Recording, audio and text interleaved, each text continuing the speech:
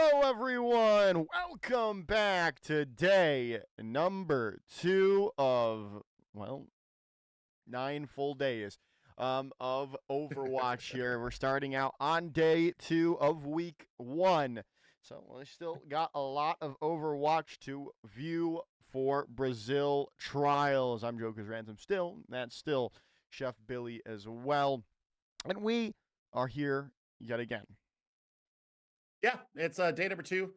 All the socials are going active right now with Team Brazil, Grupo Senju putting out their. They're excited for day number 2 as well, as we're going to start seeing a little bit of, I think, movement with some of the players that we saw yesterday. Had some really damn good performances, I got to say. I was really impressed with Akram still. That Diva performance on King's Row still sticking with me right now. And then, the standbys, Xfel and Dalka and the Old Guard still coming in strong. So I think that there's a lot for them to prove today, making sure that they do make the Seleção for 2026. Very excited to see what they have up their sleeves today. I think that's going to be the big thing for me, is how do these teams kind of start forming, I guess, the synergies that we need to see. And, the World Cup is always beautiful. We love it. And this is just where we need to be, man. This is where we need to be. Everybody, thank you for joining us tonight, of course. This is going to be exciting as we start to see the nucleus of the team come through. Yeah, got a chance to throw it over to the graphic or the whatever their not graphic their intro video that was we missed yesterday. And Dude, it's so good. Like, it's so good. I'm trying to get my Portuguese all the way polished up so that I can do my promo for this. I've got a couple weeks to get there, so this is going to be a lot of fun. Sexta-feira, Sábado, and Domingo. That's this week's schedule, agenda de semana. And yeah, this is going to be a lot of fun. They're so handsome. They're so pretty. I love this. I love seeing our opposites. I don't hear him right now, but that's fine. Lobinho, of course, is their social lead for this year. And this is going to be a lot of fun to watch as they grow, not only with their team coming through, but also with their committee coming through as well, Joshua. That's going to be this is going to be a lot of fun for us because we're starting to get to know a lot of these people through Grupo Senju, and man, just the pride of this country is cannot be understated. So I'm very excited to see how we kind of progress as we head towards the inevitability of having to whittle the 50 plus players down to 7, Joshua. That's going to be almost impossible. It really is, right? And we, again, do not envy the committee there. Oh, I need to add you back from yesterday. But there you're back. I'm back. Yeah, I mean they've got the people though ready to. They've got it. They've got enough people and enough bright people as is to make that decision though. So right.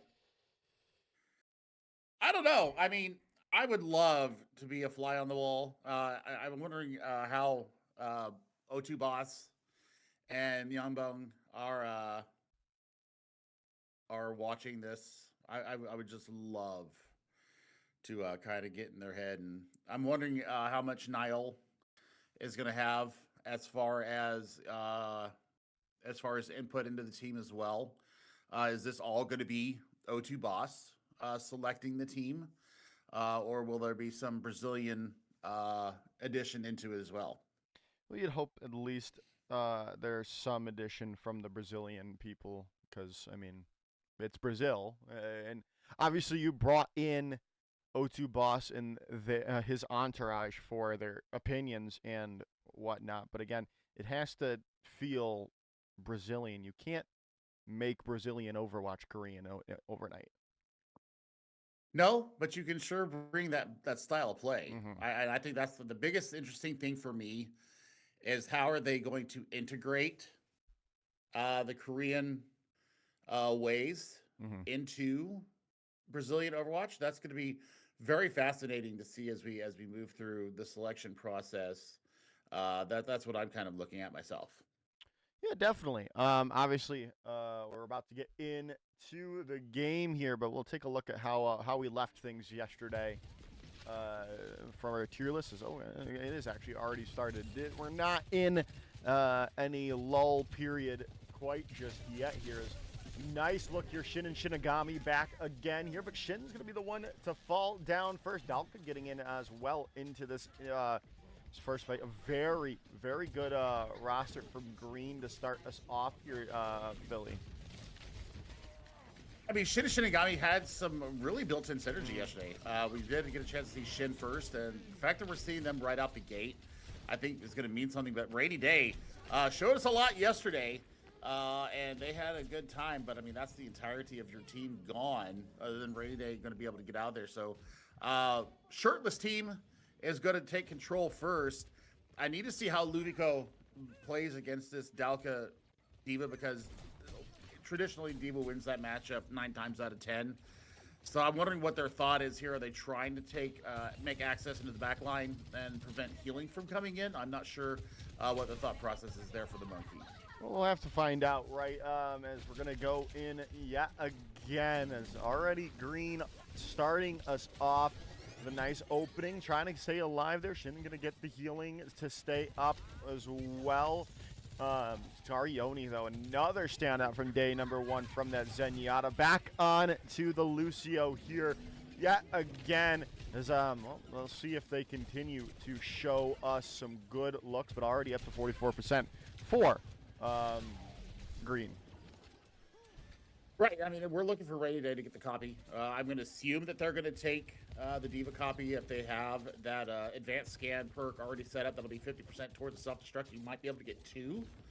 So Dalka's kind of in a race with Rainy Day right now to have that available to them in case they do get demeched.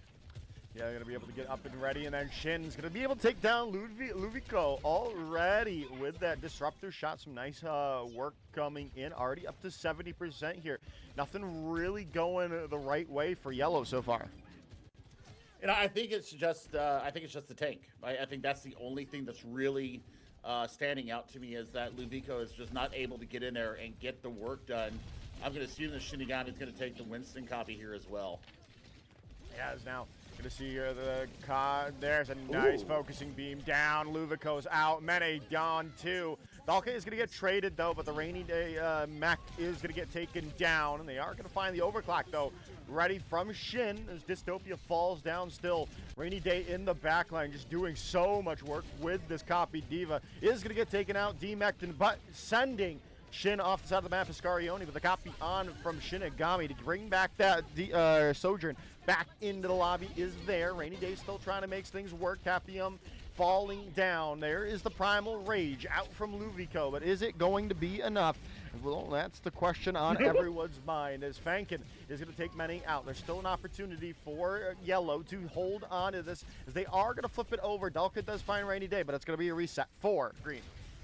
Yeah, they also get the overclock out of Dystopia as well. So, I mean, there's a chance for them to reconnect here. They've got a sound barrier to work with. And they've also got, Scarioni, who was very, very bloodthirsty yesterday, showing once again why they are so highly prized right now. That's a hell of a kill from Lubica, though.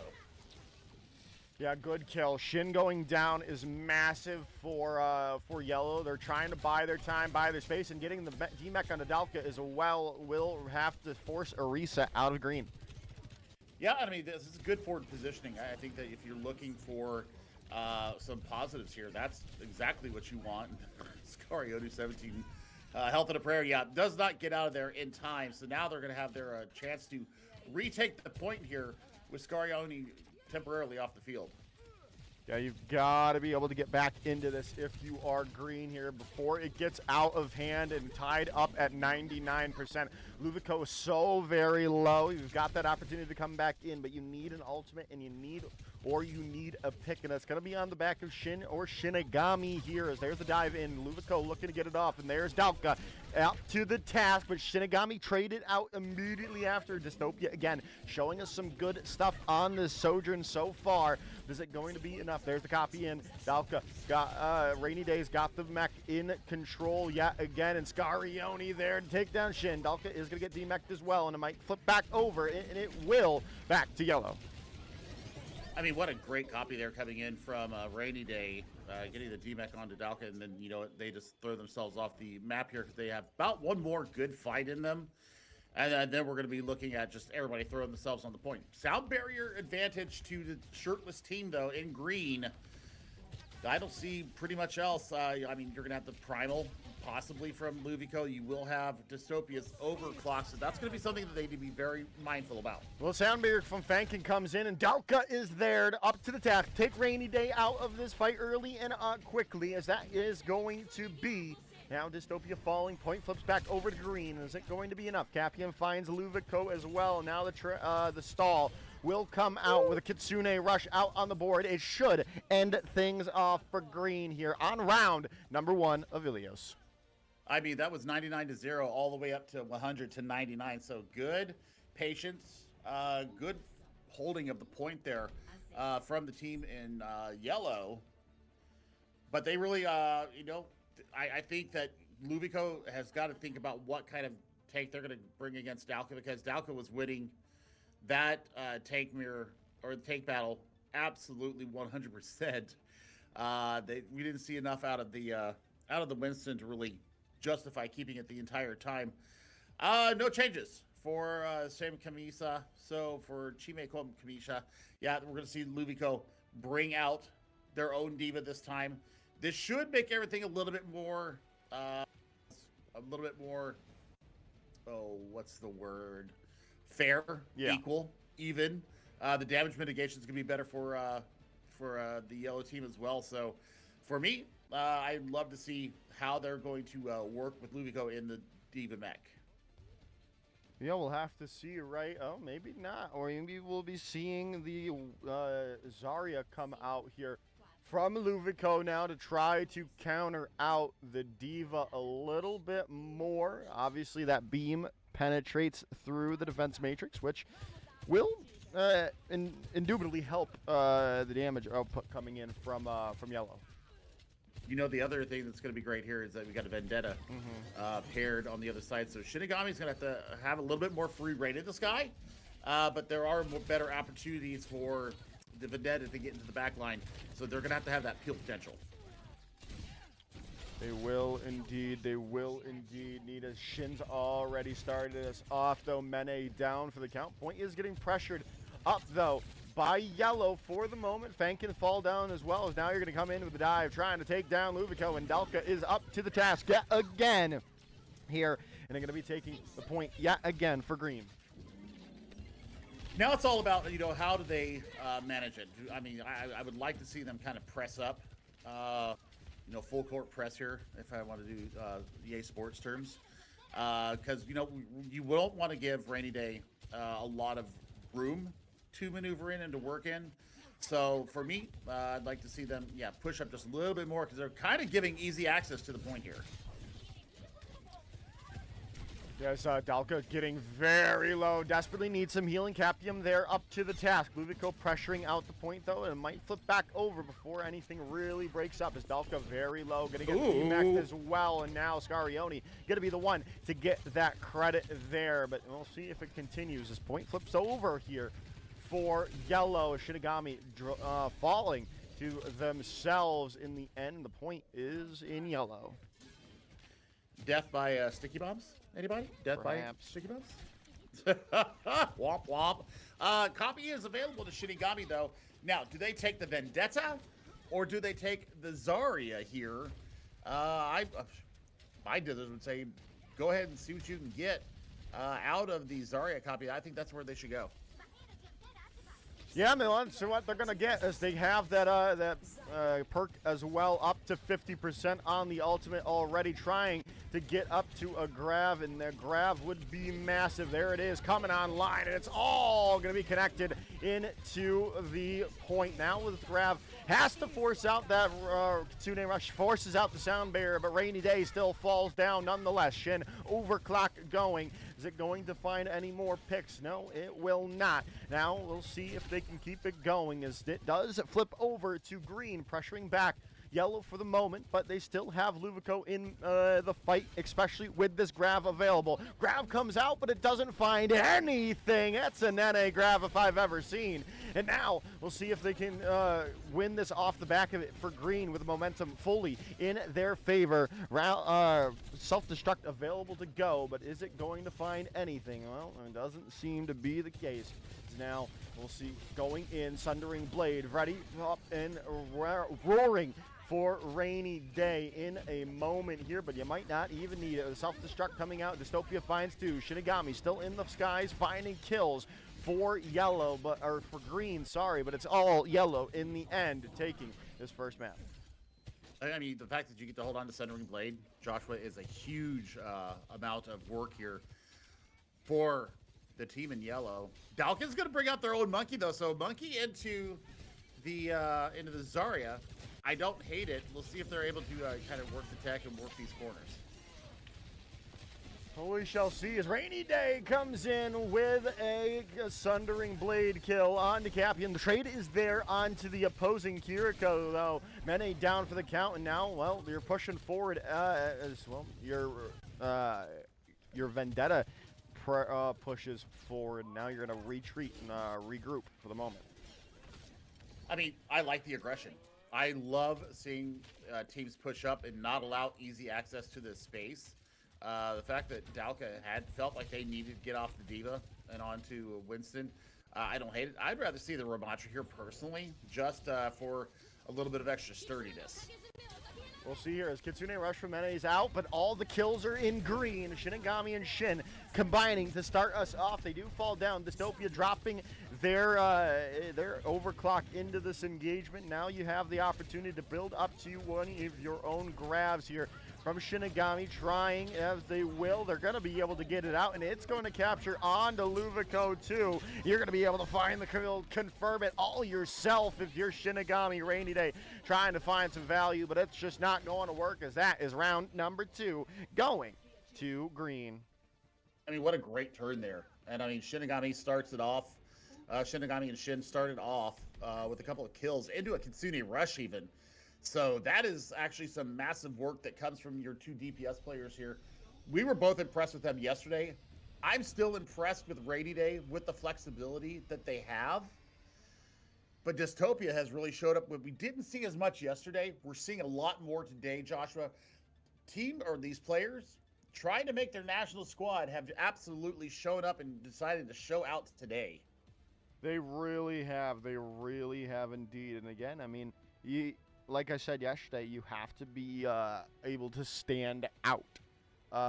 And we're definitely seeing that from a lot of these players already. Rainy Day, Dystopia, Dalka, Shin, Shinigami, and Scarioni, right? Just from this lobby specifically.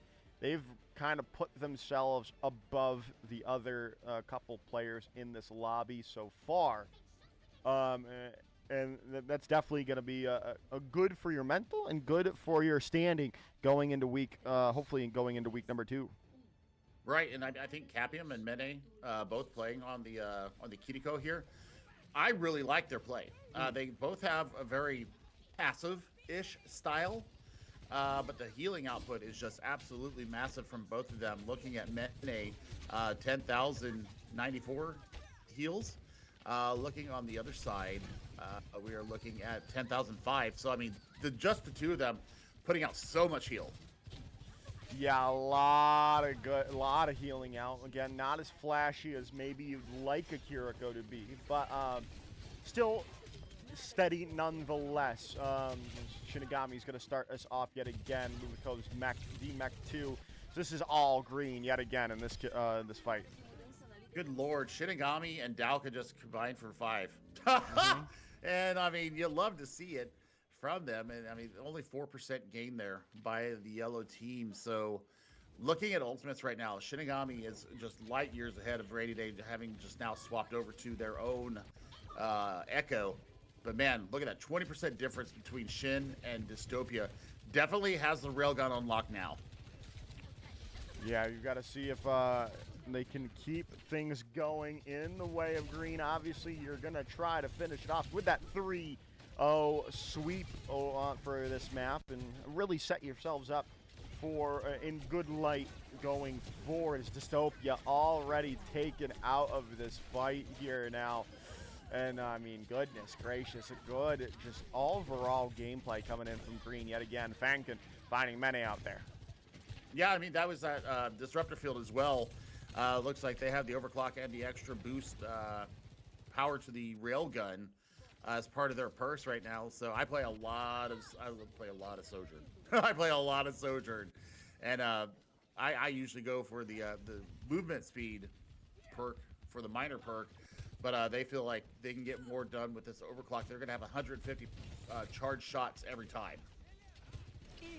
There's now overclock in, Rainy Day down, and we'll see if it's going to be any more. You don't really need any more just because you've already pressured them out. Now you've got the damage done, and now, well, the copy comes in. Shinigami says, well, you did yours, now let's see if I can do a little bit better. Is not going to find the value you were hoping for if you are Green, however, but you're up to 86%. You still have this sound barrier. You still have the self-destruct as well.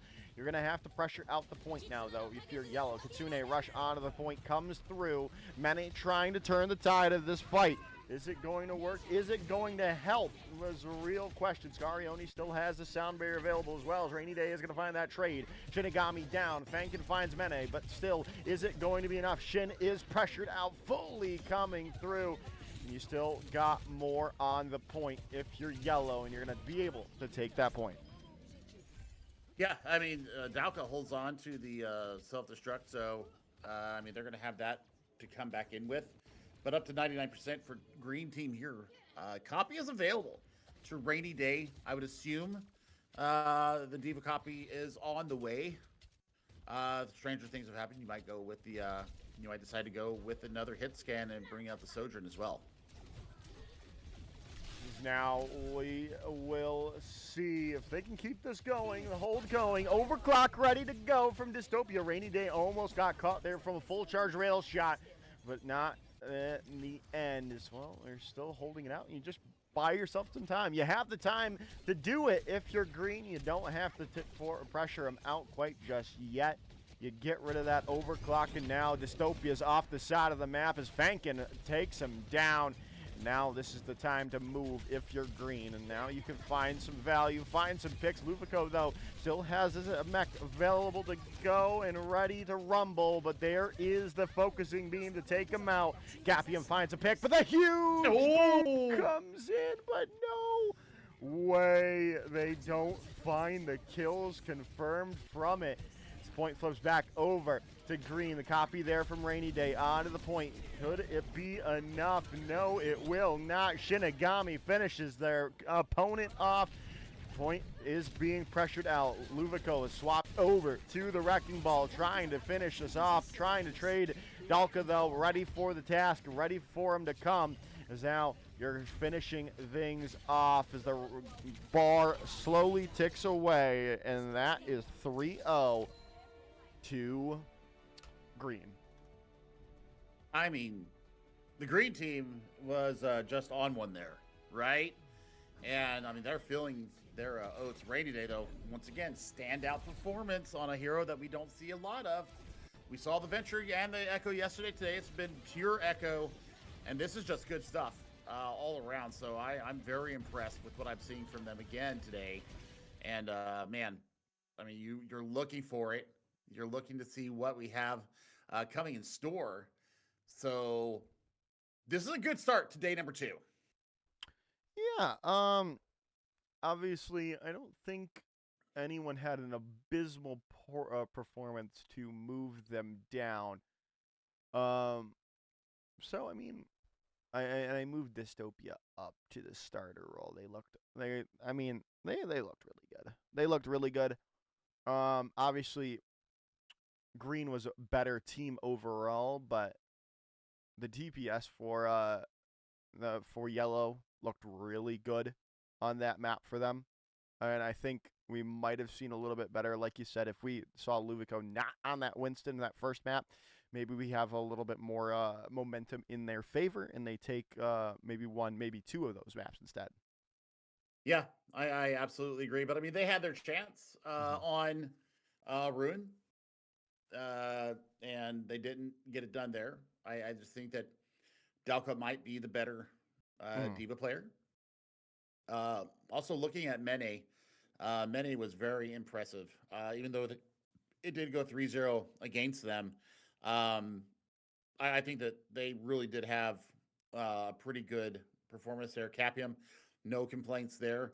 I think Fankin needs to move up though, because Fankin yesterday we had him on the cusp. Definitely needs to move up there because they had a pretty darn good performance as Lucio, getting some environmental kills on both the maps. Yeah, they looked really good there. Definitely a lot better than they did yesterday, and that's all they can really hope for right now. They need to get those first day jitters out of their mind into their and um, get their performances rolling. Other than that, yeah, I think that looks good. Yeah, I'm fine with that tier list so far. Obviously, we're gonna be waiting to see where we go next here. Um, for and then we'll see what players are gonna come out too.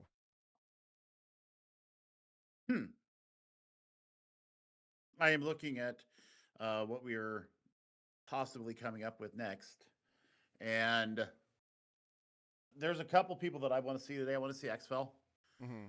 Really am excited to see what they have going on in day number 2. I want to see Marcelos again as well. I'm really high on these Brazilian supports because a lot of their teams run through them. A lot of their compositions run through them as well. So for me, I'm very excited to see how they're going to bring it through and what kind of performance they're going to have today. The tanks looking good. I just think make sure that we know what we're going into. When we see that we have it, we will see how we will get through there. Yeah, right. And then again, also we'll see these players. Again, I want to see some. I would love to see more Scarioni Zenyatta after yesterday. Obviously, we won't see them this next map, most likely. But other than that, some more look at Thunder as well, who looked really good. Juicagobo, right, who had a really good Circuit Royale. And other than that, I mean, there's a lot of other people that we're hopefully gonna be seeing here. Shaunoff, Maul, Empathy, right? There's a lot of players that we're getting ready to look at yet again.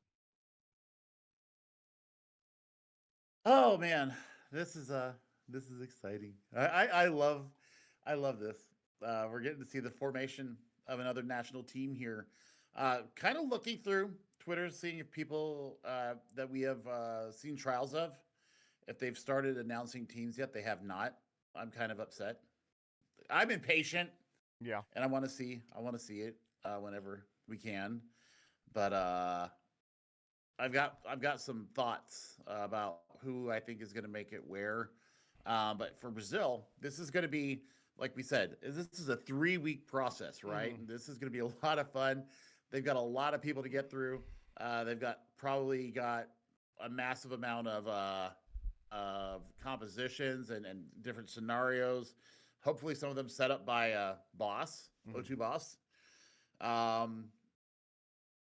Yeah, that would be something I would love to see if they have their own stream going on and they're talking about what they're seeing and stuff. I don't know if they're streaming or not. I haven't seen anything social wise as far as that. So, yeah, I'd love to have them on and talk to them and see what their thoughts after week 1 is when they get done with tomorrow. That would be awesome to get one of them on here. I'm actually going to reach out and see if I can set something up to kind of get them in there, see what their thoughts are after the first week. Gonna be pretty cool indeed.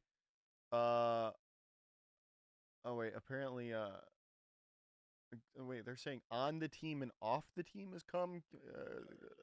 But Senju just explained it. I think they got All right, yeah.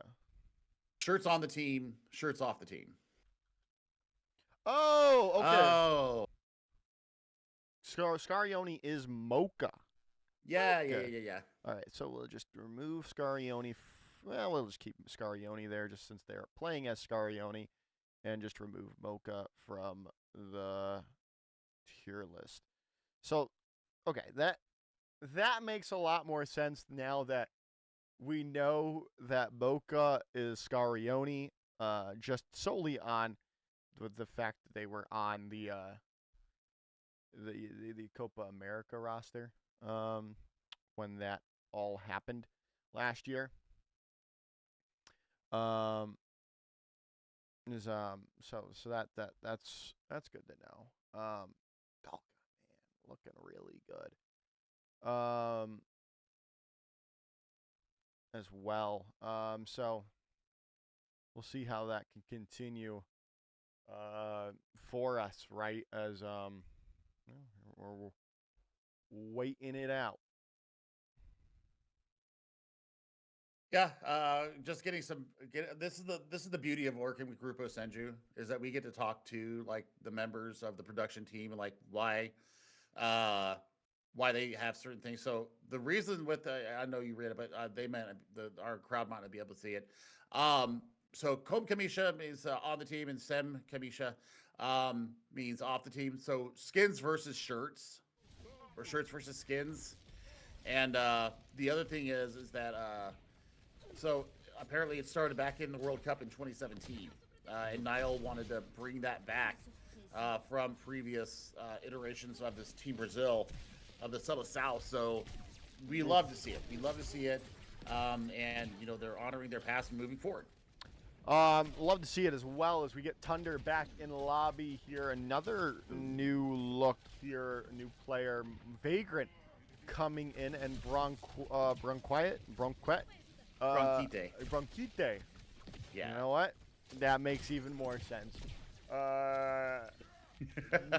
Doesn't sound French. The Portuguese name shouldn't sound French.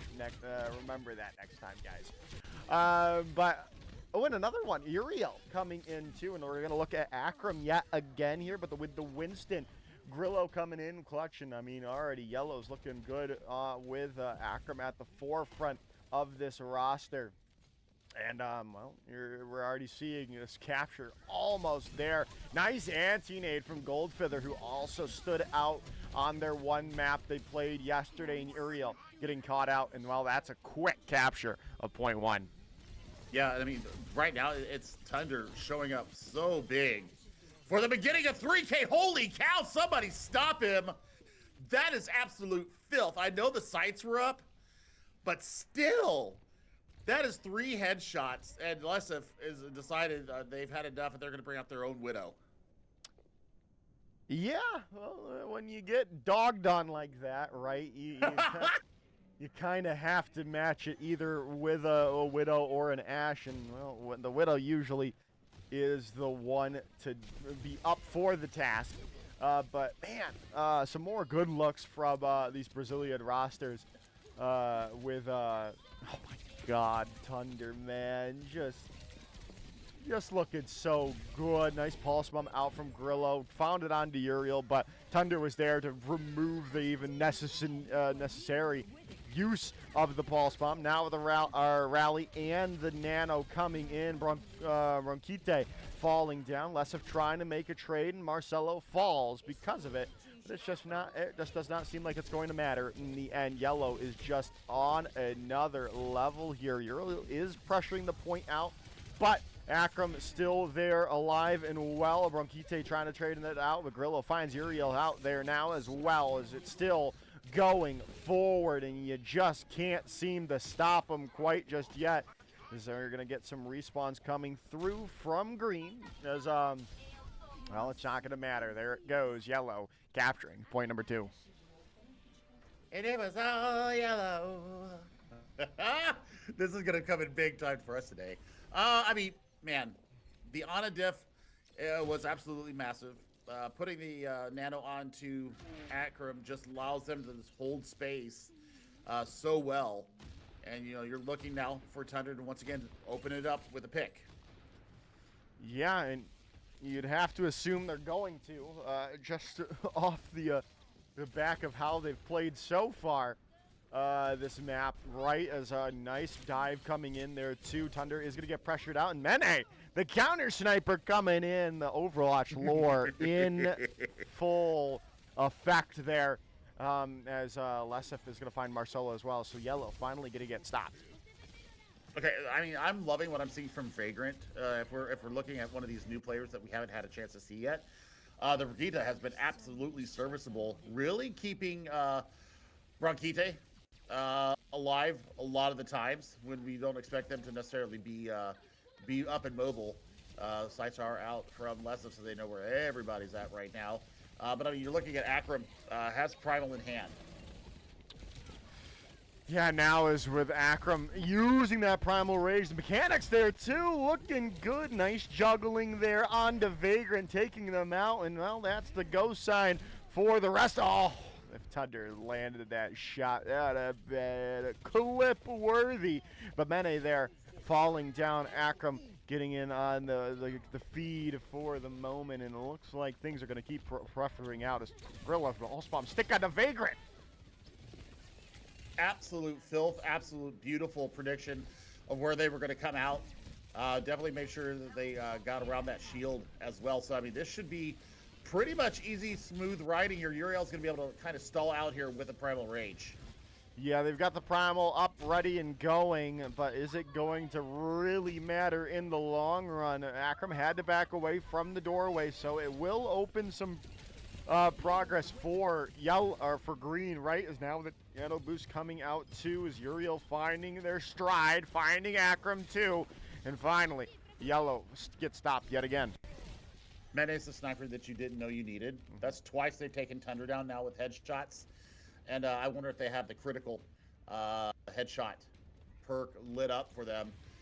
But there's stuff for the shirtless team to bring in here. They've got this rally to work with, but Goldfeather once again has this nano, probably gonna put it on to Akram. Akram's so low right now. Yeah, Akram very low. Now Marcelo did get anteed up, but Uriel all ready to go with the help of that rally from Vagrant, pushing forward, and green are all stalwart now here on this third point. We look at Thunder swapping over to the Freya, so there's gonna be high-low potential now. Gonna try and mark Lesif. That's come out on this Sojourn. So a little bit of swapping going on here. The updraft is used by Thunder in the back there. You can see them flying up high. And still, Goldfeather does have this nano ready to go. Yeah, nano boost all up and going, but who is it on? It is on to Akram, it would look like, because that is all you really need. Gorilla finding the kills here, Lesif down.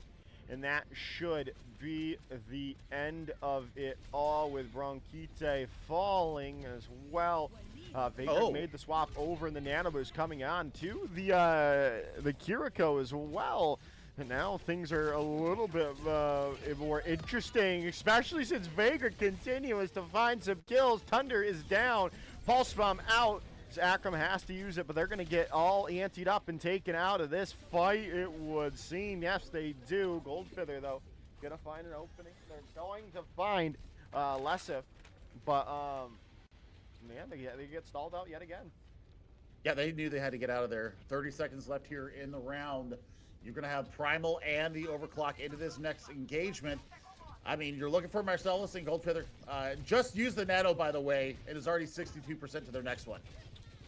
Yeah, Goldfeather has been really good. A nice anti-nade there comes in from Mene to lock them all down. Goldfeather is up to the task, but they're going to get booped and prodded away. Aerial with the jump kill. And that should be the end of it all with the retouch coming in. Akram so low. Mene gonna find that kill. And, well, you have the opportunity to touch. Grillo is on the point, but they are no longer there. And now, well, it should all be over. Marcelo on the point. Kitsune rush, rally out as Thunder down. And that should be the end of it here as a nice hold on point number 3 for green. I mean, considering how fast they took the first 2 points, that is a hell of a stall, and you love to see it. If you are the green team, Uriel really did come alive on the Winston, and I think that once they swapped, kind of got some counter picking going on. Mene started landing shot after shot onto the Widowmaker. It forced some changes out of the green team, and for them, you weren't expecting Mene to land so much, and then you get the nano Kiri and just completely stalls the point out. That is fantastic work from the team in yellow, or the team in green. So, man, good stuff. By the way, I think that we had all the pulse bombs stick from both tracers. I don't think we had a whiff. If my mind cast back, unfortunately, the Bronchite hit Akram, and so did Grillo. Grillo also hit Uriel. As far as the pulse bombs, they were trying to chunk down those Winstons during the primal rages. I mean, the fact that they stick them during that, impressive in and of itself. But you know what? I mean, we saw, who was it? It was Grillo that picked out Vagrant coming out of spawn. And, I mean, good stuff from them. So we're getting the work that we need to see. All these players are leveled up from yesterday. I mean, they are playing on a different level today than we saw yesterday.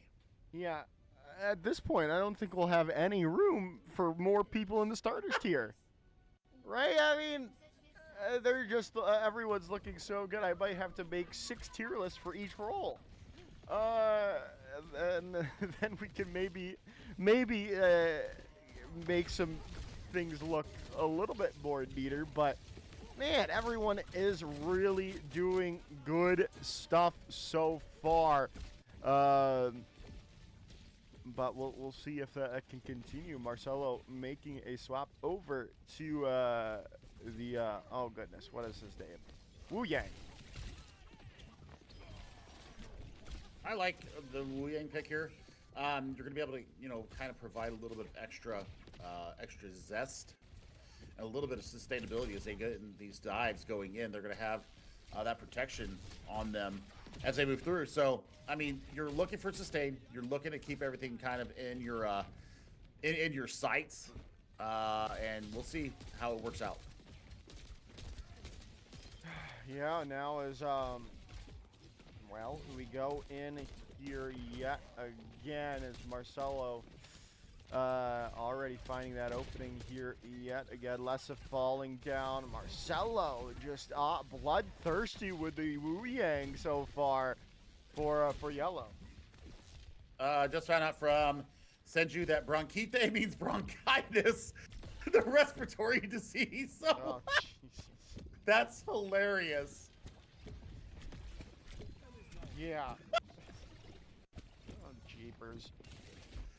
What are we? Jeepers? Jeepers. Zoinks. Oh, speaking of which, I want to when I'm yelling at someone to get out of my way, I'm gonna tell them to gangway. Oh my god. I was watching the old Scooby-Doo yesterday, yeah.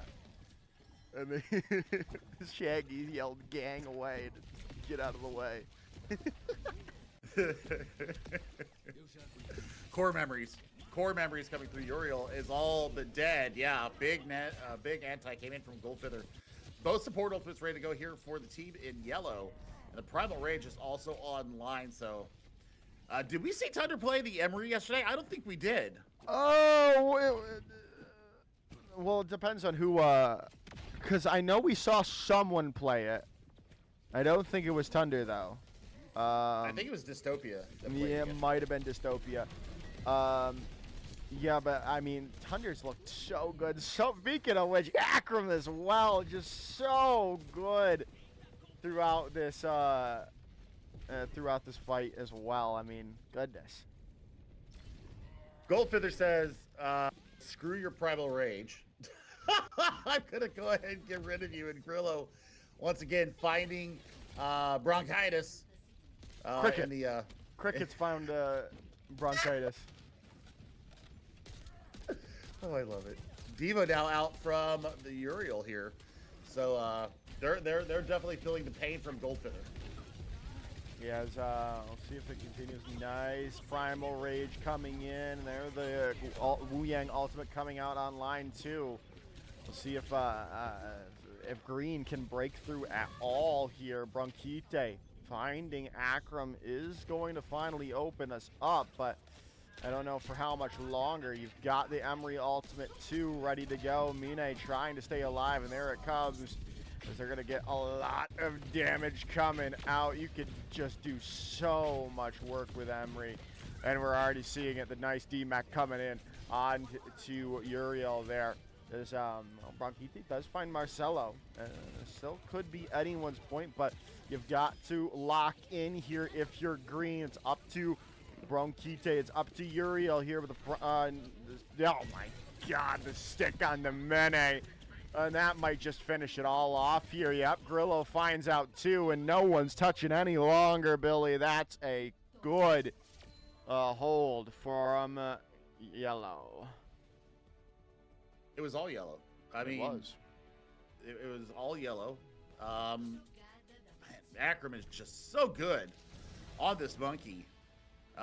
This is going to give room for pause, man. I don't know how they're going to make these decisions. I know that the Koreans love having the monkey too, so we're going to see where this coaching staff and selection committee decides how they're going to go forward with this, because you've got Dalka that plays one hell of a off tank. Mm-hmm. So that's like probably my starter. But then you're thinking, how do we move forward, like with the specialty tank? Does Akram have other tanks that they play? I don't remember seeing anything but the monkey yesterday. That could be me. Diva Monkey and Diva.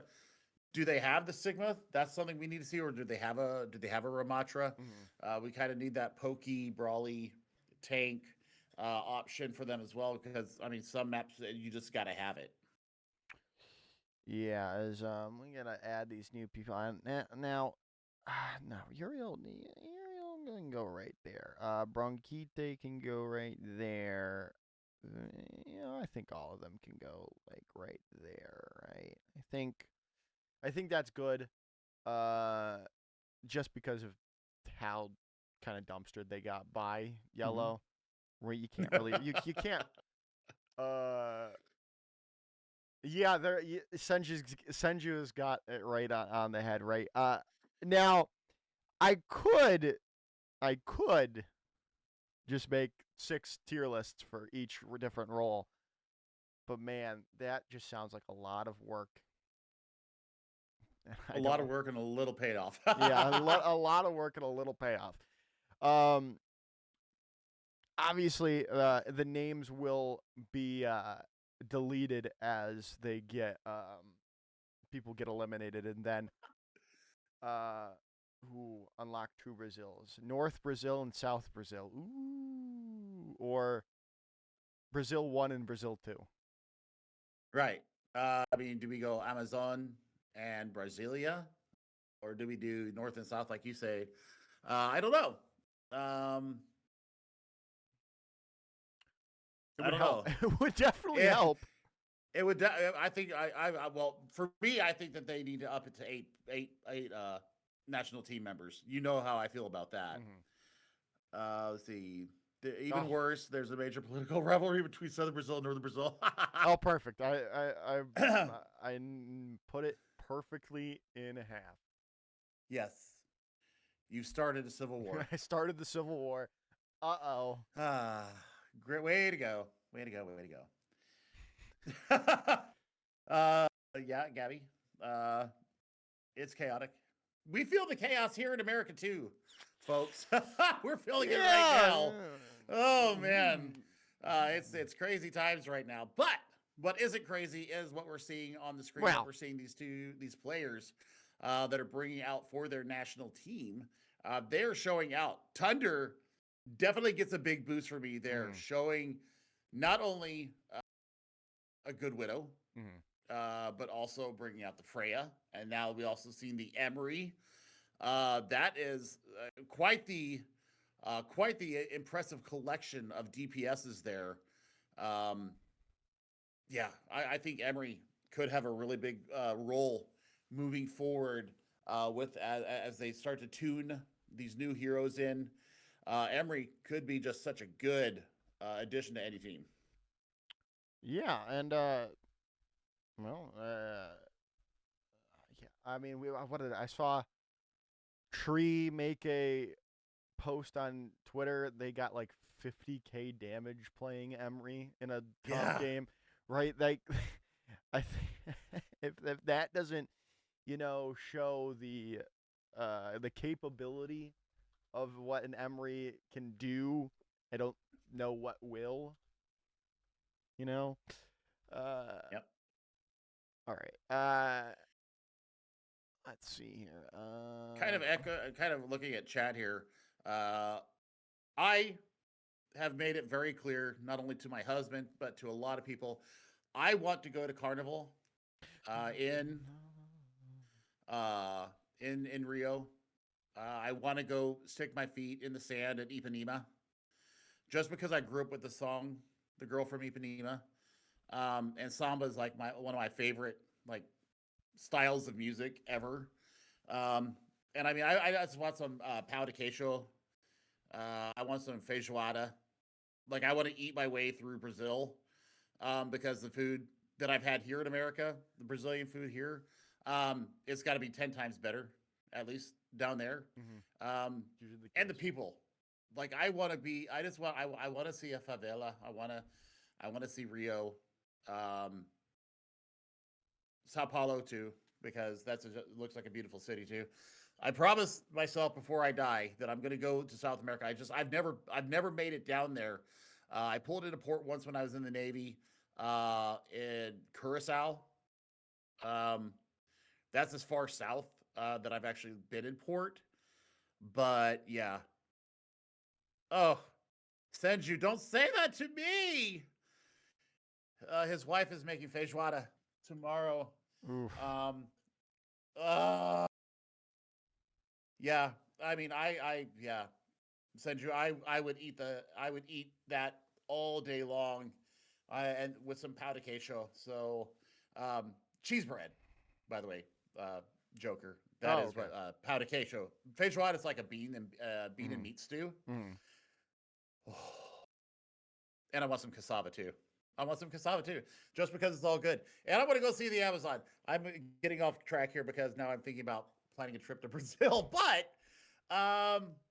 yeah, I want to really kind of focus in where we're going now, because Thunder really showed out for me. Grillo had a fantastic tracer as well. You were Yep. really hyped on that. Uh, they weren't missing with their pulse bombs. So yeah, I thought it would be awesome. Yeah. So I decided to bite the bullet and make 3 tier lists. So I'm I know I currently was talking, so it gave you time to do it. yeah. So I'm just making 3 tier lists: one for tank, one for DPS, and one for support. But right now, I'm just deleting Right. the people on the first one, and then making sure they're all uh, Senju, I look forward to that. I cannot wait to see. You have to desalinate the pork overnight. Okay. Uh, so I guess they soak it overnight to get the gamey taste out of it. Oh man, that's gonna be so good. That feijoada is gonna be so good. Also, Brazilians in the chat, please let me know how my pronunciation is. If it's bad, please let me know yell at Billy. if it's bad. Yell at me because Don't I ye- am trying. I don't am yell trying. at me because I'm doing it for comedic effect. It's so fun.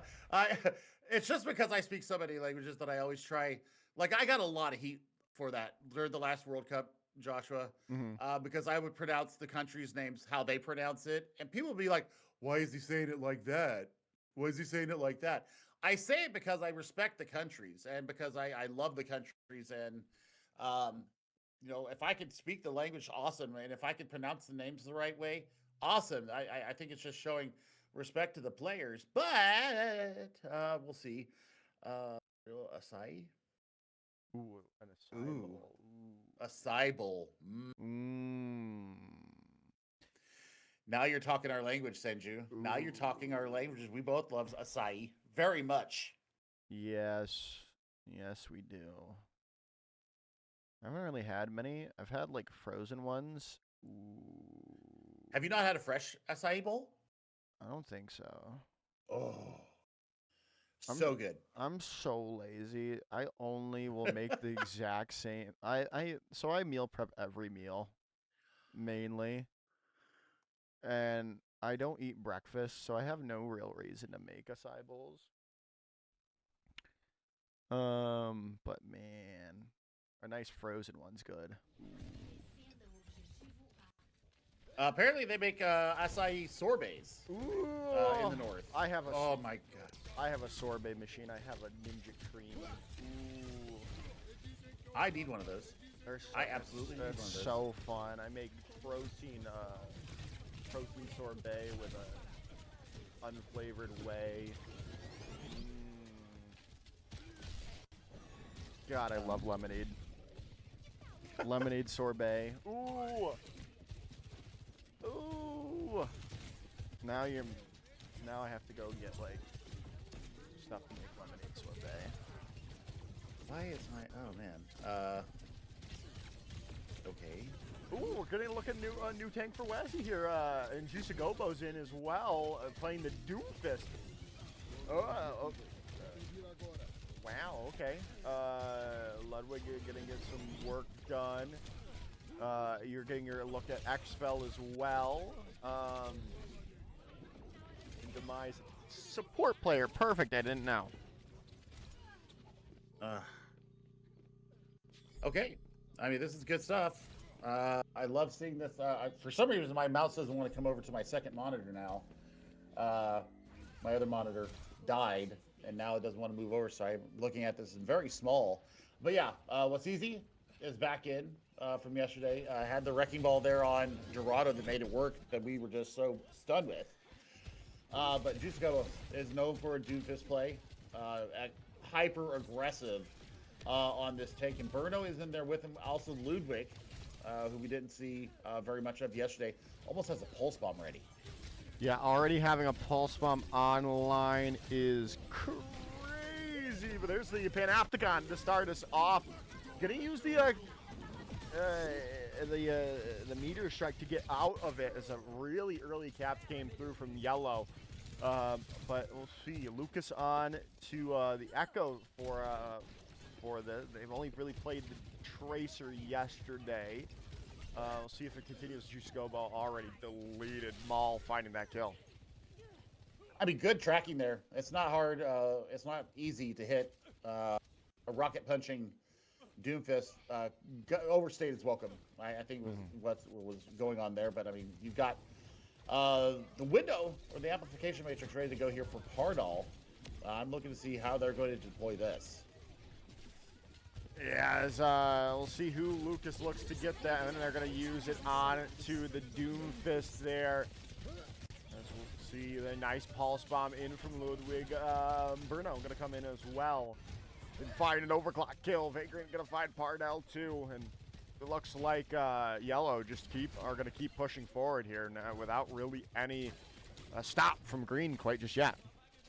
Yeah, I mean, they had a pretty good stall there. I think they had about 2 minutes that they stalled. Now it's starting to get along a little bit. So we're going to see how they get it going because now they've got to try and dislodge this green team from the high ground. And we've got the Panopticon about ready here from Wasiji. I want to see how they deploy against Juicago because he just, meteor striked out of it, completely negated the value. Yeah, and we'll see now as Burnout again showing up. A great Rialto after Billy left yesterday and is continuing this dominance that we saw there. Now, yet again, Jusagobo, though, going to find them all out, too, as, yeah, Yellow's just going to keep on dominating. We're seeing another dominant map from the team in Yellow. Yeah, and I mean, that was from basically beginning to end here. Once they finally got the payload moving once again, it only took them, what, 35, 40 seconds? About a minute, I would say, actually, is more closely related to where they were at. So, yeah, I like what they're getting on here. Making the Doomfist work here is what you want to see. Panopticon now is ready for Wasiji. We'll see if they're able to push it on top of this. Wasiji gonna need to get some value here. Ooh. But Jusagobo just continuing to make no one hold out and make no one safe here. As Yellow are just on a level here, Billy, as they continue to push forward. I mean, Pardo's going to have to really stop Jusagobo here with this Amp Matrix that's about to come out. They're going to be running into a Kitsune Rush and a Pulse Bomb here from Ludwig. So they've got tools here to try and get it over the edge. Yeah, Amp Matrix does start us off, though, from green, but it doesn't really find the whole help you were looking for. Panopticon available, but there's the Kitsune Rush in from the Mai.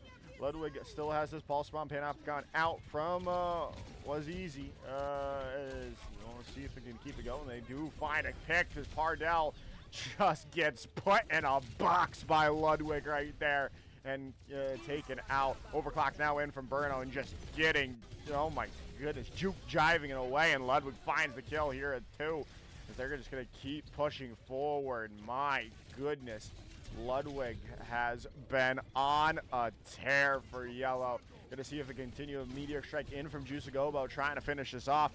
The nice punch in there. It is all 3 points taken by Yellow. And a 2:08 time bank is absolutely bonkers. And, I mean, they had a good hold there at Archway. After they captured point A, or after they lost point A, they really did have a good minute and a half hold.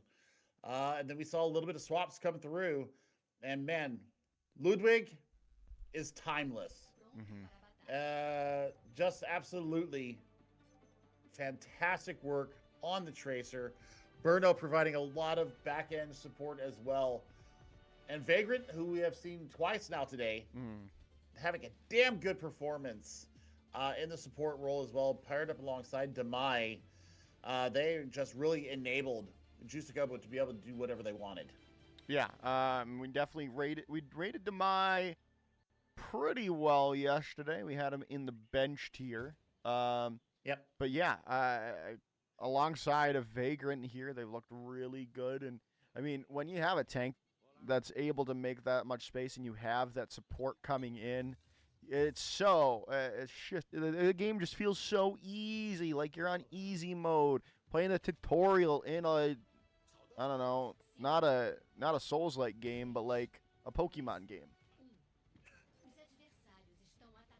Right. So we'll see. See how this goes in. Wasiji is back out with the ball. But now you've got Jusagobo probably anticipating that is going to keep this accretion in for the ball. And Jusagobo looked so good yesterday on that Sigma.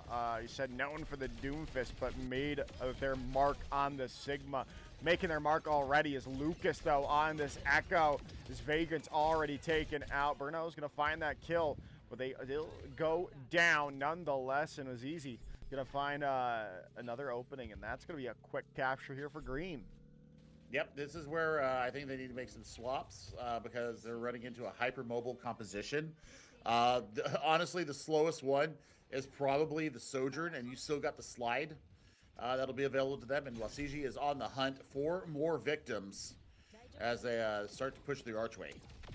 As Maul, though, starts us off here. Demai down for the count and already rolling through. A nice rock comes through, and Washizi is going to get caught out there. Nice peel coming in from the rest of Yellow. Now you can move your sights on to the cart and move your sights on to those less mobile people, even though less mobile is kind of hard to figure out here with the players that are coming. And so Sheezy's already back from spawn now. I mean, not taking no for an answer here. Just because you lose once doesn't mean you're going to lose all the time. And, well, Burno is showing us the Emery here. I do like this pick.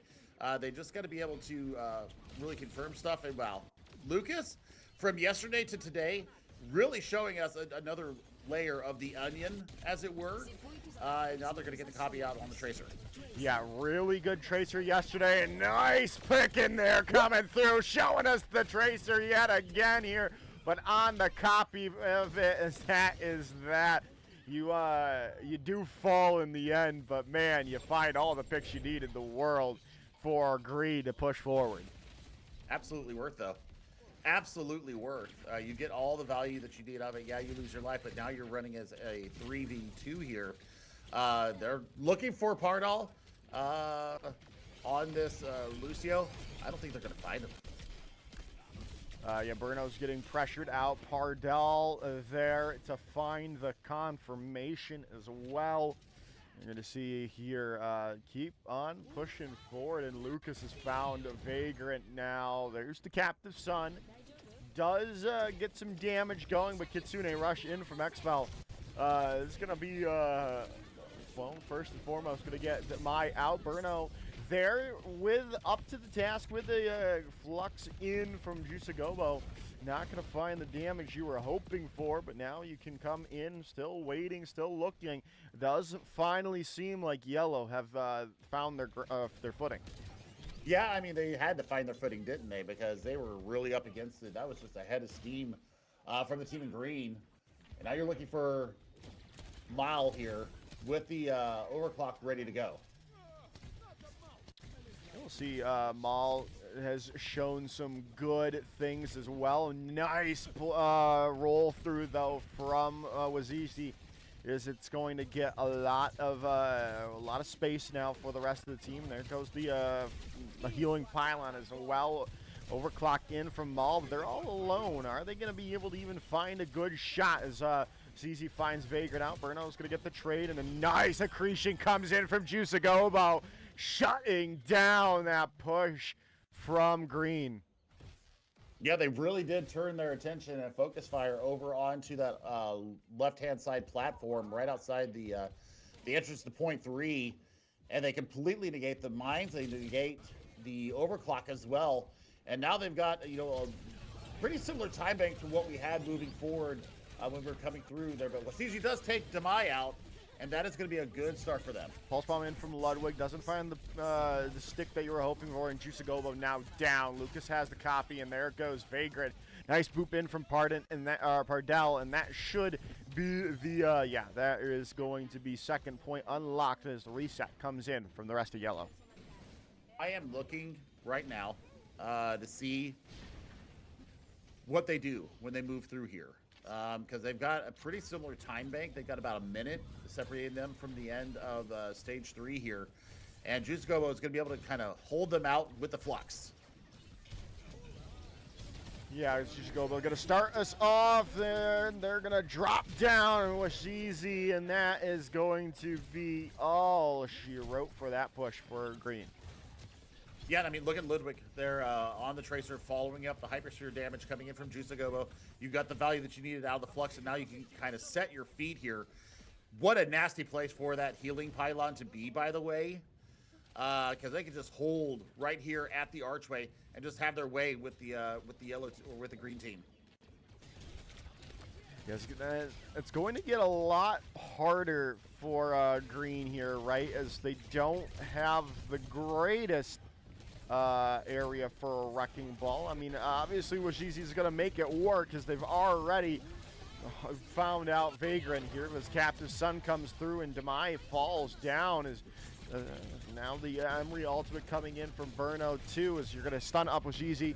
Still alive, falls down finally as Juiceagobo going to be getting some claws into this hold, and it looks like they are going to start it off yet again for Yellow. They're going to have 3 ultimates in this next fight, though. Wasiji is going to be able to displace everybody with the minefield. You're looking for a Mal to kind of clean up on the back of it, and then XFL can just turn everything in their favor. There are the mines, and it picks up 2. Not just 2, it's 2 of the supports as well. Pardell is going to get super low. Good focusing beam, finds 2. Juicagobo down as well, and that should be the completion here for Green. And we're going to have a tied second map, it would seem, as Demai falling down. And that is that. That is fantastic work for them. They kind of got a little bit stalled out there at the beginning of point 3. They had a lightning fast point A. Point B, they had a couple of issues. The green team really did pull it together and really found their footing as they started to kind of barrel through the latter end of it. Juicagobo really was showing some good stuff on that Sigma. I like seeing the growth from this player. You know, they did have a good face at League. So did Lucas. Kind of piggybacking on what Gabby is saying in chat. I was very impressed with Juicagobo. Just a funny guy as well. So, you know, looking for their defense now.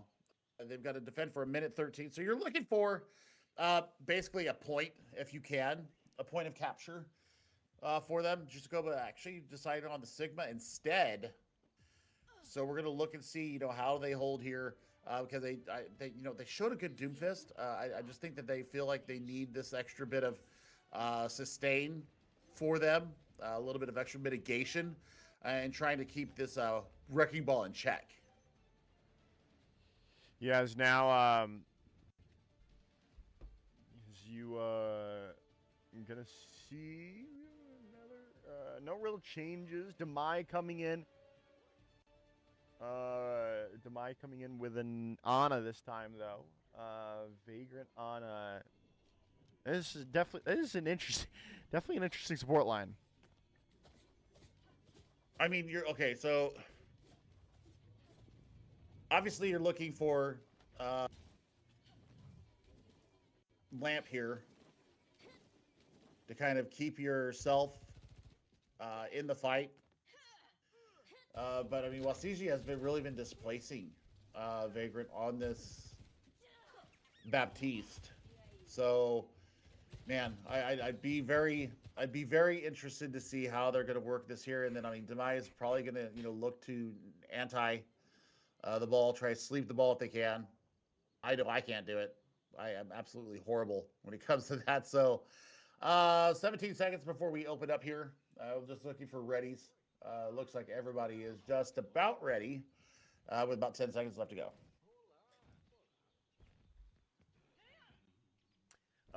Yes, now we are going to be loading in and going through. We'll see how this overtime push comes through. Both these two teams had a very, very quick capture first, but we'll see if anything changes. Here is Washizi already in the back line there. Looking to get some disruption going. Both the supports are already low. Juicagobo already below half HP. Not looking good for the defenses. Vagrant gets caught out with a nice rail shot from Maul. And that's the go sign for Green to collapse on the remaining players of Yellow. It was all started by Wasiji, but once again, right? Getting into that back line, making the eye level change for the Yellow team. I mean, and they just completely snowball it once again. About 30 seconds left here in their overtime push. They already got that 1 point. So I'm very, very happy. Yeah, I mean, they're already looking good so far. As my cat decided to go in front of my clean feed there. So we'll go over to my OBS feed. Now Pardell already finding that immortality field in. Ludwig desperately needs to get some value here for Yellow if they really want to get some work done. Or at least anyone, right? Anyone needs a pick from Yellow to get things started in their favor. And now Lucas has decided to Diff Ludwig on the Tracer with the Echo copy. As a nice ball bomb stick comes in. Vagrant's Immortality Field now gone. Demai getting caught out and put in a box by Lucas. They're going to get fouled out as Wish Easy is going to be there. Nice pulse bomb comes through at the last second. Takes down Vagrant. That is going to be that. A second point might be captured here. And goodness gracious. Yeah, that's called getting put in a box by Lucas right there. Lucas absolutely owned that entire engagement there. We are in overtime. We are in extra innings here as well. So, I mean, now the spin to win is going to get the work done. Just going to completely displace everybody, and the Immortality Field is already out and gone. Well, finally, things are turn the way of yellow, but, well, you got off the point for a second, and you lost the second point. As now Shizi can get back to work here yet again. Demai falling down there late. Vagrant might fall as well. Now I'm going to have to go back to their sweet team. One fight can turn it all off now. Yellow desperately needs something. Juicagobo has this Gravitic Flux available to go out. Sound Barrier in response from Pardo. Kitsune rush there too. XFL trying to keep things going in the way of green, but is it going to be enough? Maul finding out the Immortality Field. Juicagobo needs a pick. Burno overclock ready to go and raring to go indeed. Looking for a kill, but is it going to come out at all? Nothing coming through. They're just too mobile, too aggro. Demai though, the one to start it in the end. Lucas has made the swap over to the Genji. They found out Vagrant. They found out Burno. As Maul finds that kill as well. Juicagobo, though, still on the point, but Lucas in the back line still just doing all the work in the world for green. But Ludwig still on the point, and a nice accretion seals the deal, and it is just Pardell left. But goodness gracious, green have made a statement in overtime. You know who else has made a statement? Bloody Lucas. Good Lord. Just the work getting done. The Echo, the Tracer copy with the 2K and the Pulse Bomb. Yeah.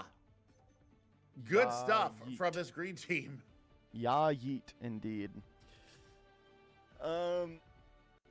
Man, green looks really good there. I mean, and now we're seeing a venture as well from Lucas. And we're seeing we saw a good Echo. We saw a great Echo. We saw a great Tracer. We saw I can't say a great Genji because we only saw it for what, 30 seconds, maybe a minute. A good Genji, and now we're going to get to take a look at their venture as well. Lucas looking to separate themselves out from, I believe, the, let's see here, the Flex DPS role, which, again, is a very, very stacked lineup right there, Billy, as we just looking at those names already. Shinigami, Lucas, A Rainy Day, Ludwig, right? But Lucas is trying to put themselves in the top discussion. This is what we wanted, though, right? This is what we signed up for. And this is what we are getting. We are getting the best of Brazil right now. Wastiji decides that they're going to play the Sigma here. I don't hate it. I don't either. And again, shows more depth for Washizi, right? As they've looked really good on this Wrecking Ball. They looked all right on, pretty good on the Domina, but now they're going to give us another look here on another tank, but everything's already turning up yellow yet again as Juicagobo's gone on to their signature hero of the Doomfist, and pedal to the metal was there. Lucas is going to try to make some stalls happen, but I don't know if you're going to be able to do much against Juicagobo on this Doomfist. Pardal coming back, and you might just jump away to safety. Oh my gosh, why do you go in there, XFL? Why did you go in there? Oh, you just fed over more to them. 58 seconds on the clock, and they're already moving forward towards Archway. Lucas, though, hasn't seen quite a lot from this venture, so we're going to see how much they get done here. I'm looking at damage here. Juicagobo is at 24.2K. Yeah.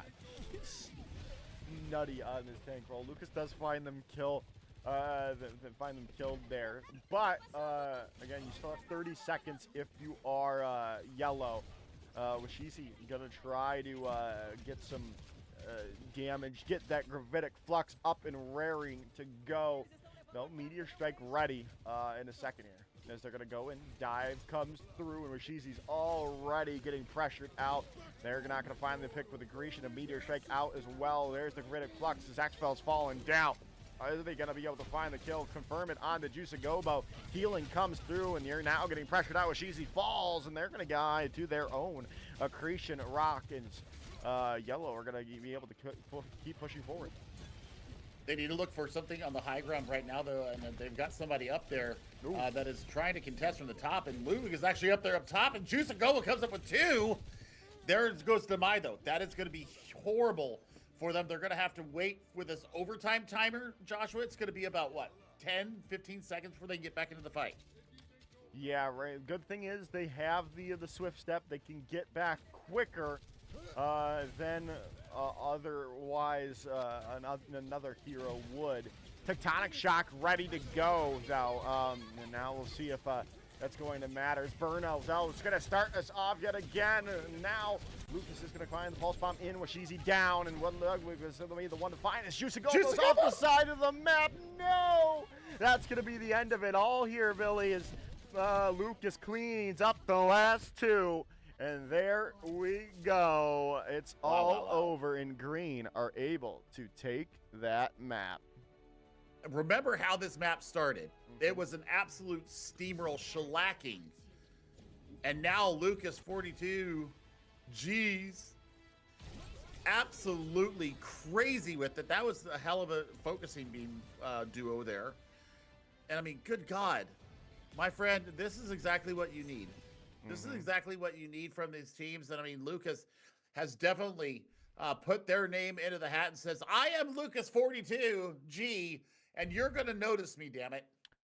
And I assume they have been noticed, because goodness, that was a good showing from them on that flex DPS role. Like I said, a highly contested role in these trials for Brazil.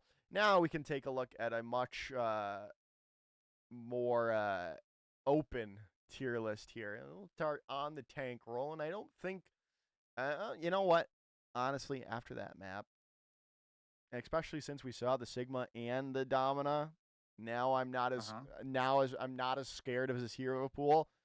I'm willing to bring Shizi up to starter for Agreed. For now, right? Obviously, when it gets towards the end of everything, maybe that it doesn't hold up. But for now, I like that. We can go over to the DPS tier list. Nothing really changes there. We have Maul up there. We have Lucas up there. We have Burno up there already. Oh goodness, who was the last? And Ludwig was already up there as well too. Yeah, we have not seen Lupo or Cabalata either, which has been surprising. Gabby, we have not seen them at all throughout these trials yet. And then going into the support line, we have Pardal up there. We have Xfel up there. Demise right there. And who was the other one? Was it Vagrant again? Vagrant, yeah. Vagrant, yeah. All right. So we have Vagrant and on the cuffs, and we have Demai on the bench. Do we want to move any of them up, down? Gabby thinks Baz is a bench tier player. Interesting. I don't know. Based upon what we've seen so far, no. Yeah, not what we've seen so far from them. Maybe if they've she's been scrumming with Brazil's 2023 team over third. They just have not really had a good showing quite just yet through the these trials though yet. I mean, they've been all right, but they haven't been a standout. at least for us, quite just yet. Um, do we want to move Vagrant up? Yeah, we can move Vagrant up. All right. You've already moved Fankin up. Yep. Capium, yeah. Cappy and Mene had good Kiriko battles against each other. That was good stuff for that. Empathy apparently is a tank player. Yeah, Gabby said that yesterday, and I was incredibly shocked because they had that outrageous performance with Scarione on Circuit Royale, I'm pretty sure, and that's why we put them right up into that starters tier because of how much healing they outputted while being pretty much a solo healer, because Scarione decided to bring up the Zenyatta and was a Brazilian iteration of Jonak. So good. Yeah. So good. But yeah, I'm someone I forgot someone said something about empathy yesterday. I just couldn't understand it because it was in a different language. And my Google Translate didn't work either for it, so I didn't know what they said. But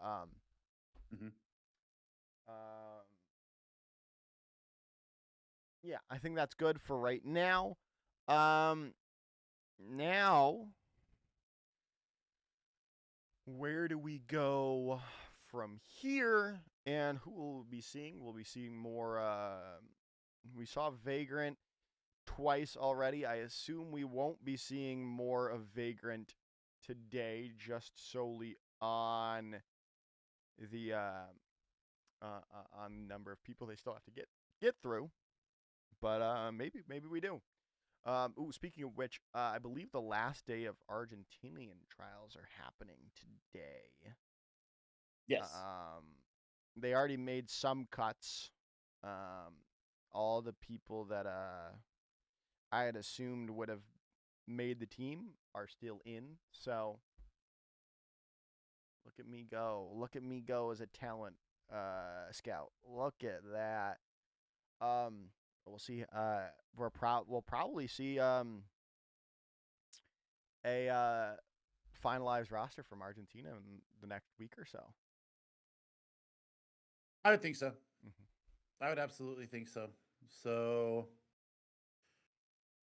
I would like to see how we got going on. We need to see a little bit more out of quite a few players, but I think we could safely say 15 to 20 gets cut after Sunday. Then they start really like getting into the minutia and the micro of these players and how they're going through. And yeah, like we said, we haven't seen Cabalata, right? Now, do they get a pass and get passed on to week number 2 just because of their the pedigree in the past, or are they just out of the running because maybe these times didn't work for them? Oh, never mind. Cabalata is in the game, so we don't have to worry about that. Those thoughts. I have no thoughts. I have no thoughts. We will see though. What we got going on here. Jusko was still in here, playing against a Diva and Dalka. This is some Face It League rematches coming through. Rafa, I don't think we saw them yesterday. I don't remember seeing Rafa yesterday. But we do have Sean off and we do have Cordy back on the field. And Corey did have a good performance yesterday on the Tracer, but they actually just get diffed out. Yeah, we did see Rafa yesterday, but again, didn't really distinguish themselves like some of the other supports. So they're looking to get back in the good graces of people today. Shanoff's making a change over to the Cassidy now as well as Jusigobo trying to start us off here yet again. Asif, though, on the Cassidy, already on this high ground, and Green is already pushing for these forward spawns immediately, but they're going to back away for a moment. So in my learning of Portuguese. Cabalada means Harry. So I'm assuming that he's hairy like an ape. I don't know. Could be. Who knows? Nice stick there in from Cabalada, though. Dalco's going to come through with the pick on the Juicagobo, and that should be green. Taking those forward spawns, and yeah, they already did, and now they're going to move even forward. Yeah, I mean, they're having a fantastic time going on here, and really, all gas, no brakes. Corey's going to have to come up with something big here, looking for Cappy and Cordy kind of team together to keep Juicagobo alive. You're going into this Deadeye from Lesif, who, starting to show something with this Cassidy here that we haven't seen from them yet. Ooh, good pulse bomb eat from Dalka there, and now, well, it's gonna put a lot of damper in there as Dalka. No way Cordy just got saved by a light post. Oh my God, what is Overwatch mechanics, man? Juicagobo's gonna just find two there as well. Rafa falling down. And that should allow Yellow to get some progress here with Goldfeather falling. Dalka's still alive, but they're going to back away. Yeah, you have to at this point, because the entirety of your team has gone. Shanoff over to locking the legs in, which is somewhat surprising. I'm looking to see what they're thinking they're going to get done here. Maybe a little bit of spot healing with their healing post. So I'm very interested to see what Shanoff is thinking they're going to get done here. Yeah, as now we go into yet again. Dalka has this self-destruct available for a get-out-of-jail-free card. But Rafa, the one to look to start us off here with the Sound Bearer ready to go. But still waiting, still looking for an opportunity to go in. And it's Juicagobo starting us off for Yellow now. With Goldfeather falling, you might just back away here if you're green. Self-destruct comes in from Dalka. Gonna get taken out of Mech 2, and that's a nice pick coming in as the legs have made their appearance in these trials. As, well, now Cabalada's found a couple of picks here, or a pick here, as well as Lesif, but Yellow's still gonna push forward. I mean, this is good. They finally got some stabilization. They finally got some momentum on their side. Both sides have sound barrier, so that's big for me. That's going to give Juicagobo a little bit more room to play with. It almost has another get out of free jail card. And Pulse Bomb this time not finding anything for Corey. Yeah, not going to find anything with that Pulse Bomb here. And now we'll see if Juicagobo can find an opening. Well, they desperately need it, but we'll see if they can find it. Shanoff about to have their ultimate as well. Visor all about attack visor almost ready to go. Punch comes in and wow, Goldfeather just gets destroyed, deleted from existence. Cabalada though with a trade onto Corey.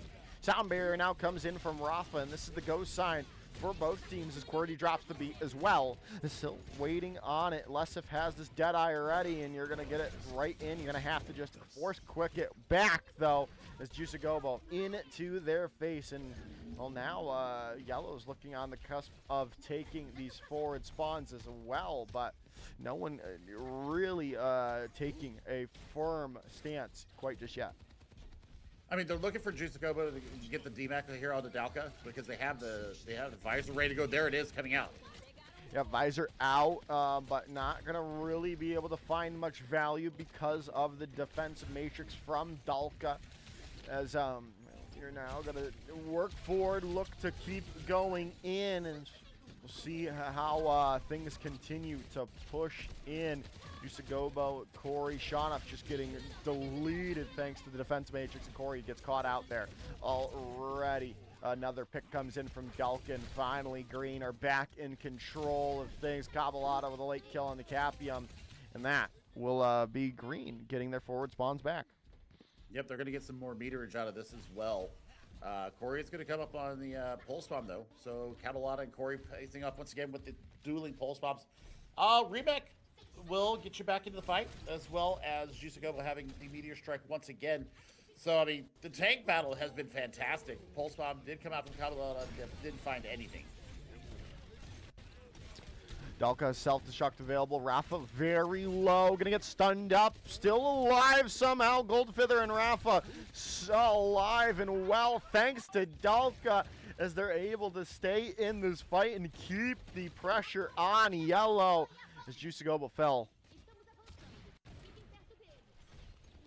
Looking to see where Les is going to set up here because they've got this Deadeye and they've got the defense matrix of Dalka to kind of protect them while they're in the animation of it. Yeah, that's got to be a bug. It is a bug. Ultimate's used for the two Lucios. They definitely used a sound barrier. We're going to see him use one right now. And there it comes online and finally going to be invested out from him. Under about 2 minutes to go here in the way. And Dalka is going to have to be forced back. Goldfeather, Rafa still alive and well. Shaunoff about to use the attack visor too. But forward spawns might be lost here in a second, but still no picks coming in quite just yet for yellow. I'm intrigued to see how they're going to work this now. Corey does take down Lessa. That's a big priority pick, but Juiceagoba's in super big trouble here. They might have to use this Kitsune Rush to get them out of this corner. Self-destruct in, and it's going to find Dalka D. Mac Cabalata going to get caught out of it as well. Attack Visor actually getting some value here. And, well, now Yellow are on the prowl, on the march yet again, and going to get rid of those forward spawns. I love the fact that they were patient this time and waited for the D-Mech on the Dalka so they could get the maximum value out of that attack visor. Now you're looking for Juiceagoba and company to take this high ground and really start getting the move on. They haven't unlocked their forward spawns yet, but I think they're about to get it done. Yes, now Goldfeather finding Corey out early on for us. It's a big opening pick for green, and now Juiceagoba's going to get caught. Cabalata finding that opening here. And, well, doing some good work for green and getting that bot back in their favor. They did get another 5 meters, so, I mean, they got about, 10 to get their forward spawns unlocked. The problem is that they're just not able to get Dalka out of mech. Dalka is just the standby rock that they need here, and they're just finding it so hard to get the D-Mech done. He has the Meteor Strike in on top of everyone. No one goes down. Juiceagoba has that Impulse Punch, though, which could really turn the tide of this fight. They desperately need a kill here and now, though.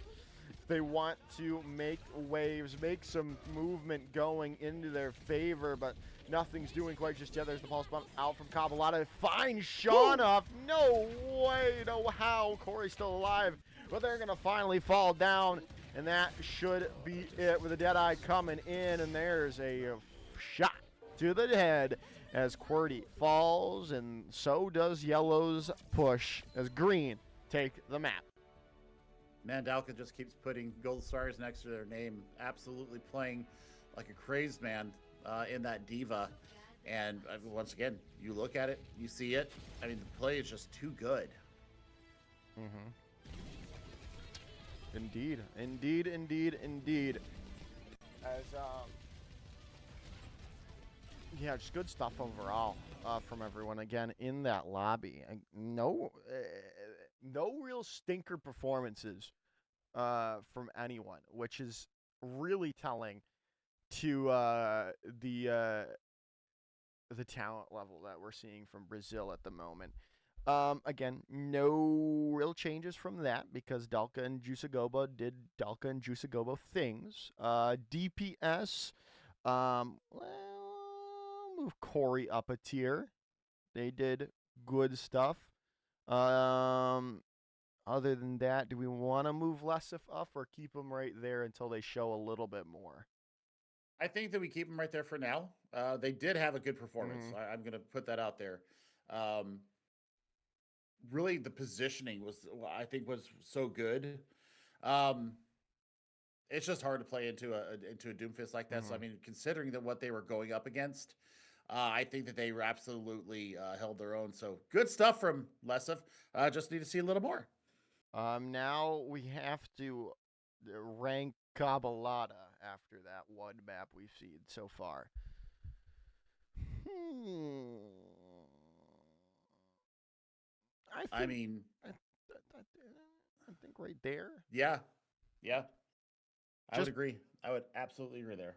just because they they only played Tracer and they didn't light the world on fire like we've seen from the other Tracers so far. That and the other Tracers that we've seen so far have played other things but Tracer and looked really good at them as well. So Mm-hmm. that I think we have to that's a good place for them right now. And then the support list, Goldfeather still right there, QWERTY, Rafa, and then it was Xfel, right? What was in that game? Yes. All right. So, any changes you want to make to this one?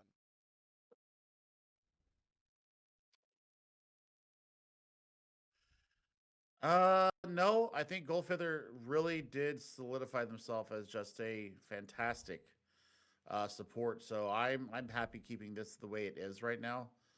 Um, we'll see how it moves forward, but Gabby says, yeah, didn't know he had a tracer. So apparently, usually goes Echo and designated Vendetta player. So that is good insight there. Thank you, Gabby, for that. Um, so I mean, if that's their known heroes and they have the tracer as well, you've got hit scan, you've got flex DPS as well, and then you've got the assassin, the flanker. Mm-hmm. That's three right there. So um, I I don't hate it. I don't hate it at all. And obviously, they were also on that Copa America roster. Mm-hmm. Um, again, I don't know because it's obviously completely different people that chose the Copa America team and then this team as well. But it definitely will keep things in mind for the future, or at least keep how things will work maybe for those teams down the line. Or I'd expect one of those players to at least make it, right? Um, I don't know. Luvico hasn't been showing us the best tank play through this quite just yet, and neither has Ray dos Reyes as well. So maybe we won't see any of those players. But Shinigami's been really good. Burno's been really good as well, and then Mocha, who's been playing under the Scarione tag, has been great as well. We are going to go down and take a little break here as is in currently an intermission on the main stream as well. So stick Right. around. We'll be back when they're back as well. So stick around. We'll be right back.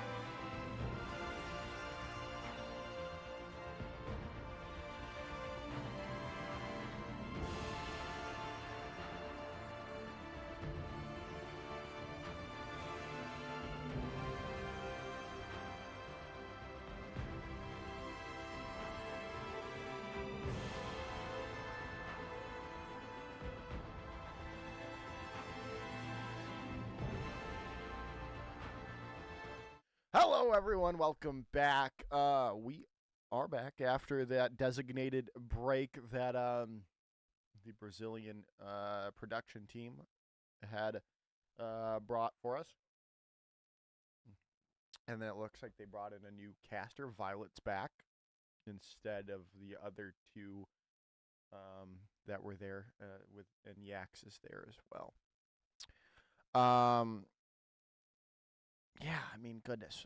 We've been seeing a lot of good stuff throughout this from everyone, and I mean, it's gonna be so hard to make. Like, how do you cut 20 people out, or even 10 or 15 of those? I mean, you can cut the people that haven't showed, right? Sure. Which has been a couple people. There's 1, 2, 3, 4, 5, 6 people that haven't cut or haven't showed, and they might show up still yet today or tomorrow. But I mean, that's only 6 people, right? And then there's some people that haven't really separated themselves up from really good players, the really standout people. But then there's still that's I mean, I think that would be about 15 people. Mm-hmm. So I mean, it's definitely doable, but no, I don't want it. I wouldn't want to do it. Not for me. No, thank you. I don't envy them at all. Oh no. I don't envy them at all. It's going to be so hard for them to make this first cut, and then you've got second cut. I mean, and then third cut, and then the final cut. Yeah, that's going to be the one that kills everybody. I think it's going to kill. It's going to kill me. Definitely, especially if it's not the 7 that we think are going to be the ones that make it, right? Man, oh man. Right now, the Peru trials have started up again for them. So a lot of the America teams are taking shape. Still haven't really seen things from Colombia quite just yet. Other than that, I think most of the teams that have been approved by Blizzard have already started their trials or are in the process of figuring out who they want to be their startings or their 7-man roster. I think it's going to come down to a combination of Nile and company, what their thoughts for Brazil are, and then what O2 Boss and his coaching staff has the idea, and then they meet somewhere in the middle. I think that's going to be the most interesting and intriguing part, right? I think that's going to be how they kind of come to terms with what the one side wants and what the other side wants, and we meet in the middle and have a cohesive unit looking forward. Wait, I'm so confused. Wait, I was just looking at other people, right? And I was looking at Panama. How the heck is RL7 trialing for Peru, but an assistant coach for Panama? What? How does that work? How does that work? I don't know. I don't know. Your guess is as good as mine. How are you gonna coach the ops, man? How you're competing for one of those spots in the the conference cups with them. There's 3 spots. that you come in from that wild card. Oh no, that seems rather silly to me. I'm excited. I'm excited. So we're gonna see how this is going in, but uh, man, I don't know. Me neither. This is gonna be just incredibly hard.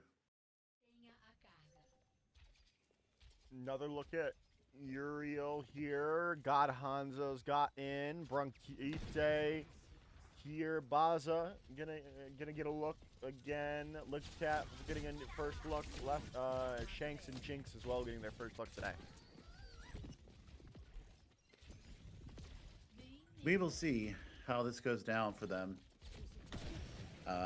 I'm looking for Lesef to really show something here again. Had a really good map there in Esperanza. Bronchitis is back here as well. Bazzanella, I agree. I want to see how they play here today. Gabby said that they was looking forward to seeing them and being able to play in Calling All Heroes. That would be fantastic as well. My question is, what is the Brazilian committee's fascination with escort maps? We saw 3 of them yesterday. We've already seen, this is our second one today. We didn't get a dang Flashpoint map yesterday, but we saw 3 frickin' escort maps. Come on. Play a good game mode. I love escort, and I think it shows I think that they're looking for actual team fights and not throwing yourself at the point, right? Yeah. I mean, you've got to control. That's what that's what, at least from my eye test, I think that's what we're looking at there. Is you're looking for them to be able to show everything out here. I suppose, Billy. No Flashpoint. We'll see. I hate Flashpoint. I love Flashpoint. Oh, it's so fun. God Hanzo is gonna find Uriel out early though. There's Lesef again, coming in with a good look here. Looked at with the Dragon Blade, but they're gonna get taken out here with the Vaza using their wave to start us off, but to no real to avail because well, green holds on strong. Yeah, I thought there was going to be a little bit more to that, and I mean, you got a good opening pick from Lesef, but then it just stopped. It just died, a boarding less than 90 seconds here. Point A. I mean, this is one of those games right here in Havana that if you don't get your head of steam up and going, and if the defense can really set their feet here, this is where you get first point holds. Yeah, definitely. But with that, a Kitsune rush from Jinx. Bronchite does have this blade to go in now with sound barrier in from Shanks. This is got to be all signs go. You've got to win the fight out here now. But the Dragon Blade in with an nano boost out from Demai. But Licktat's the one to get the kills done. And Perno, though, still putting on a show with the Sojourn, but it's just not going to be enough. Yellow are taking that first point. Yeah, but I mean, it took them almost all their time bank. So 3-10 as we enter into the distillery here at Don Robotico. And I mean, high ground is going to be at a premium here. Lesef already showing that they understand the need for claiming the high ground here. You'll leave either Jinx or Shanks on the point to ferry it around while they maintain their high ground control. Yeah, as now. Well, we'll see as Lesef is all about to have this overclock ready, and that could definitely be a go sign for Yellow to keep pushing, put the pedal to the metal here, and gotta get rid of God Hanzo. That would really may open things up for Yellow. But Jinx super low at the moment. Lesef getting pressured out for the time being. God Hanzo pressuring them out. Less of else getting pressured out by Bronquite too. Nice anti-nade comes through for, on this Shanks. No follow-up there quite just yet. Now the overclock comes through and Burnout has taken Lictat out. And another one bites the dust. Baza showing us some looks on this Wu Yang through already. Bronquite trying to stay alive, and they are going to fall, but Baza's there to find out Jinx too. So, well, Green continue to hold. I mean, Uriel gets there out of there with the mech in hand and gives over a lot of extra healing over to Shanks and Jinx. So double support ultimates going to be ready for both teams. The big thing for me right now is Burno showed that they still have the aim and the tracking with the Sojourn. They're going to have the overclock in this next fight. We'll see here now. There's a nano boost onto Burno as Lictat gets taken out by Demai. Now we'll see if Burno can find some more kills, confirm some damage. No, well, they don't get the value that you were hoping for from that nano, but you've got the overclock ready to go if you need it in a second here. Now rally in from Jinx, but Bronquite there with a dash through and taking out two. That should be the hold coming in, but Lictat still alive and doing damage, but finally falling to Burnout. 50 seconds left here in this push for the yellow team, and it's moving backwards. They've barely gotten through to this walkway, and you're going to have still Burno available with this overclock in their defense. Demai has been really nasty with these antis moving in. Yes, they've looked really comfortable on the Ana so far. Overclock in from Burno, but they're just going to get bomb rushed by all of yellow, and they're not dealing with that. Demai now going to be pressured out by Uriel, but there's some people in the... wow. That was a lot of damage coming out on the Uriel there. They're going to have to get a remech to come back into this fight. God Hanzo drops their self-destruct as well as Uriel finds another kill. God Hanzo does find Lictat. You've got to be able to find the hole now if you're green. Burno's super low, but Demai is falling and more falling down around green as well, and looks like yellow will be able to keep pushing forward unless Bronquite has a play of their life of the Vendetta. Now they don't, yellow are able to open up point number 3. Absolutely craziness coming from them there. And I mean, if I'm looking at what we see from Lesif and Burno has actually decided to bring the Widowmaker out here, so they're going to have these good sight lines as they're looking forward through the high ground here. I mean, you want to see them get an early pick here, like almost that. As they're going through, Jinx is going to have a continuing rush to get them around the tower here and really put some pressure on this green team. Yeah, looking really good. They definitely have the chance to complete this point if they continue to clutch in, lock in, but Burno on the Widowmaker for the first time and have already found Shanks out and almost found Lesif as they're going to try to push them back, and they're going to be able to do so with the overclock. But Burno finding the confirmation anyway. Nano boost in on to God Hanzo, pressuring out yellow, pushing them back to their spawn room. 20 seconds to go here, and Lesif has made the swap over to the Widow. I mean, you've got to do something. Well, you say that they actually go back to the Tracer here, so they're going to look for Demai and Batsanella in the back line. Yeah, if you can't match the Widowmaker too, right? You go for the Tracer, try to outmaneuver them, try to get in their back line there, but a huge anti-nade in there from the Demai. Gonna be counted out by the sound barrier, but Dragon Blade in from Lictat. You're gonna get pressured out back into the corner. Self-destruct in from God Hanzo. Uriel has theirs as well. They can make some space. They can make some move if they really need to, as that's all they have on the board. Nano boost about to be online for Demai here. You've got to stay alive. Shanks is the one to fall. God Hanzo finds an opening. Burno is down for the count. Now the self-destruct comes in, and Baza finding a kill on the left side, but a 2K bomb comes in, takes down the supports. And now, well, yellow definitely have an opportunity to hold out here.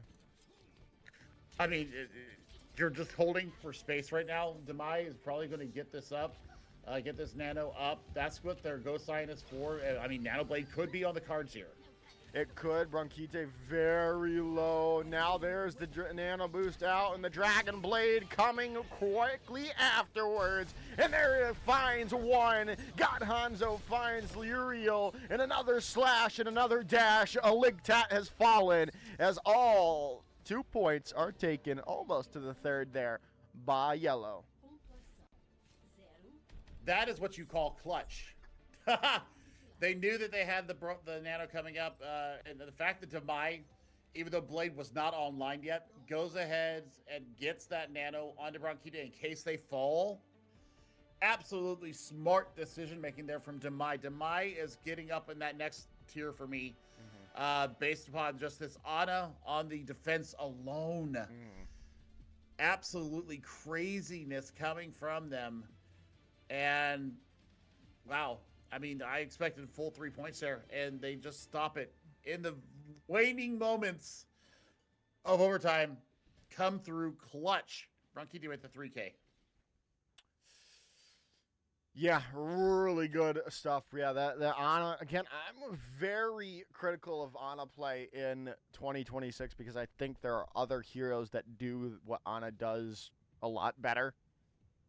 And they're not as and Ana being so immobile as well. But these last couple of days, or these last 2 days, right, have shown really good Ana play from these Brazilian players.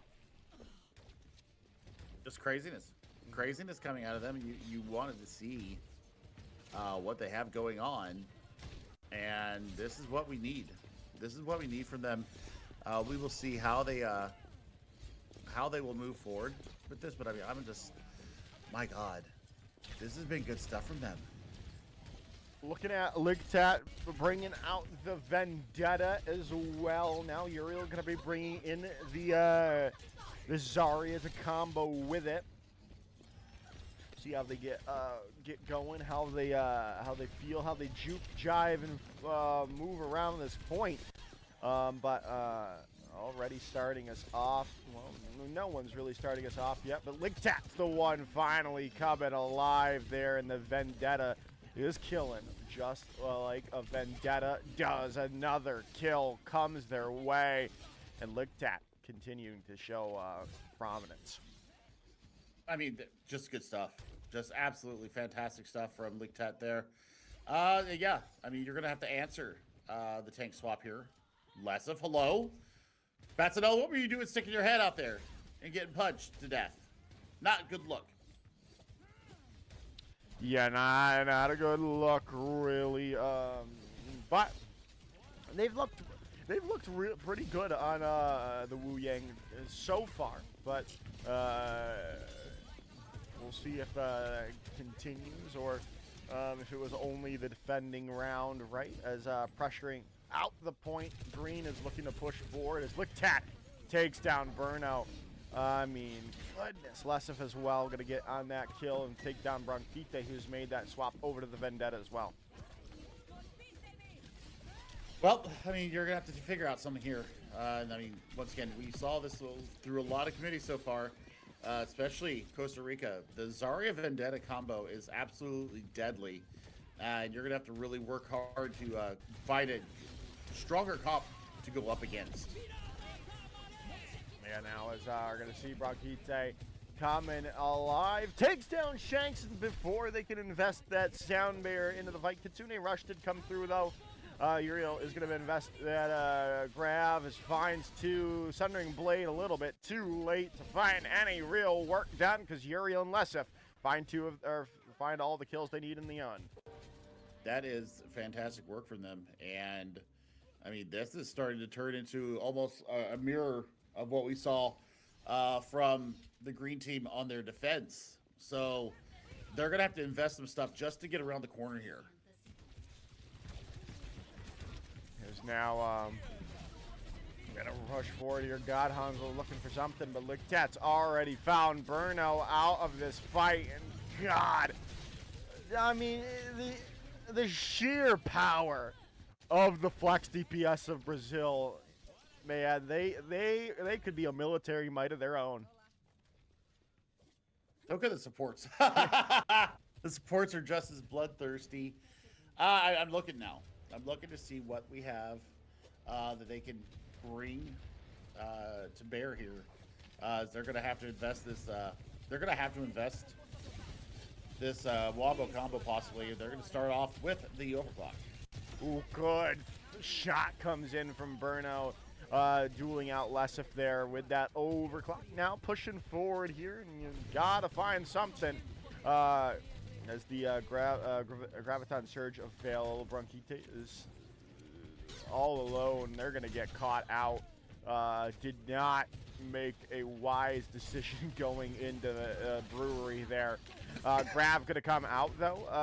Burnout's gonna find Jinx, and Lictat still doing Lictat things, but is it going to be enough to turn the tide of the fight back into their favor? It does seem to be the case. Lictat and Uriel combining to finish us off, and that is all she wrote for Havana.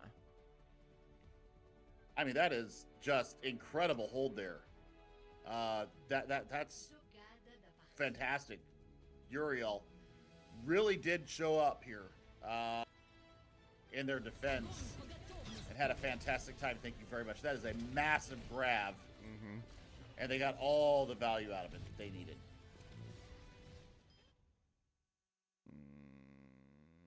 Wait, where's Uriel? Did I not? What did I do with Uriel's name? All right. I don't know. I don't know what I did with Uriel's name, but I know what I'm going to do with Uriel's name. And I think I want to put it right there. God Hanzo, we'll keep in the bench tier. I think that works. They didn't show us enough to move them up. DPS, do we want to move Bronchite up, or are we fine with them still on the cusp? I mean, they've had some good showings. They've shown quite a good bit of stuff today. I think we can move them to the bench. I think that would be absolutely okay. All right, and then support. I think Jinx and Boz were in there, right? Yep. Right. Baza, Demai, and Shanks. Now we have Jinx and Baza on the cups. Do we want to move them up? Baza can go up. They showed me enough. All right. Jinx. I don't know. I think we'll keep them there. And Shanks can stay right there. You wanted to move Demai up after the defense. Do you want to move them up still after the offense? Yes. Okay.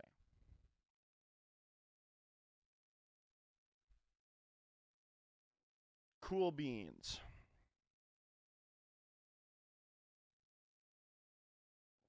Yeah, I think this plays out really well right now.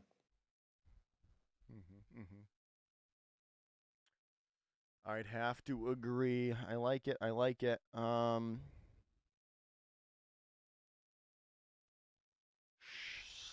assume we've done how many? We've done 5 maps so far. We did 7 maps yesterday. I assume we're gonna do 7 maps again today, even though it is over the 2-hour mark. So I'm assume we're going to 9 again instead of 8. Aye. I'm hungry. I want food. I had a big Jersey Mike sub before this. Ooh. Yum. I just don't eat when I'm cooking. Like when I'm at the restaurant, I don't eat. Yeah. Like I'll taste my food, like I'll taste what I'm cooking, but like I don't actually like eat a meal. And like it takes like a couple hours generally after I'm done cooking for the day when my appetite finally comes back, and like holy cow, like now I'm starting to starve. I want some ramen. Mmm. That's what I really want to eat. I had a hot Italian Jersey Mike sub. Ooh. That does sound good. Mm. Yep, my mouth just watered at the thought of that. Thanks, Joker. You're welcome. This is abuse. Gonna go down This is abuse. towards the city tomorrow, get some Shake Shack, buy very expensive things, buy some new cologne. Ooh, I think I'm gonna get some Under the Lemon Tree Mason Margiela cologne. Ooh. Yep, I think that's it. I think that's the play. I mean, have fun. I'll be at work from 9 to 4 again tomorrow. Somebody's got to cook brunch for the masses. That's my job. Brunch. Yep. I was gonna do the Iceland South Africa show match, but I'll still be at work when that's going on tomorrow. So I won't be able to do that, but I'll be here for Brazil. Whether or not you're here or not, if not, I can try and figure out how to observe myself because I'll be here, or I'll watch one of the other streams. Yeah. Speaking of South Africa, that's crazy. That's another team we haven't really seen in a while, right? Yeah. Malaysia and Singapore are back in it too. Mm-hmm. I'm very happy with that. I think I saw Indonesia pop up as well. Thailand's there. So, of course, we would expect them to be there.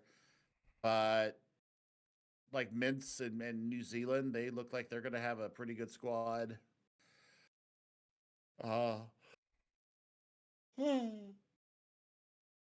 sorry, I'm just tired today. Yeah, there's a lot that will be going on throughout the next couple of weeks and months while teams have their tryouts and have themselves get their teams together. And I'm really looking forward to it. Like, I think South America is going to be very highly prominent, I think, in our Confederations Cup when it comes through, because you've already got your automatic qualifiers, right? So Brazil don't have to worry about that. Colombia don't have to worry about that. Argentina don't have to worry about that. No, they do. No, Argentina does have to worry. Yeah. I'm sorry. Yeah, there. See, it's Mexico. Mexico's the other one. Yeah. Yeah. So, like, 3 more teams. Yeah. Right. I think Costa Rica gets a spot just based upon how they've basically dismantled everybody that they played. I think the only worry is if Vendetta just kind of drops off the map, right? Which could be something to worry about with how sometimes the balance team likes to balance things. Mm-hmm. But I think Costa Rica, Argentina with Tizzy and Lep as a duo together are really, really fun to watch. And then you'd have to think maybe Puerto Rico. We have not seen them yet, but I think you have to think Puerto Rico. No. I think Peru or Chile right now. Yep, you're right. I think Peru or Chile is up above Puerto Rico right now.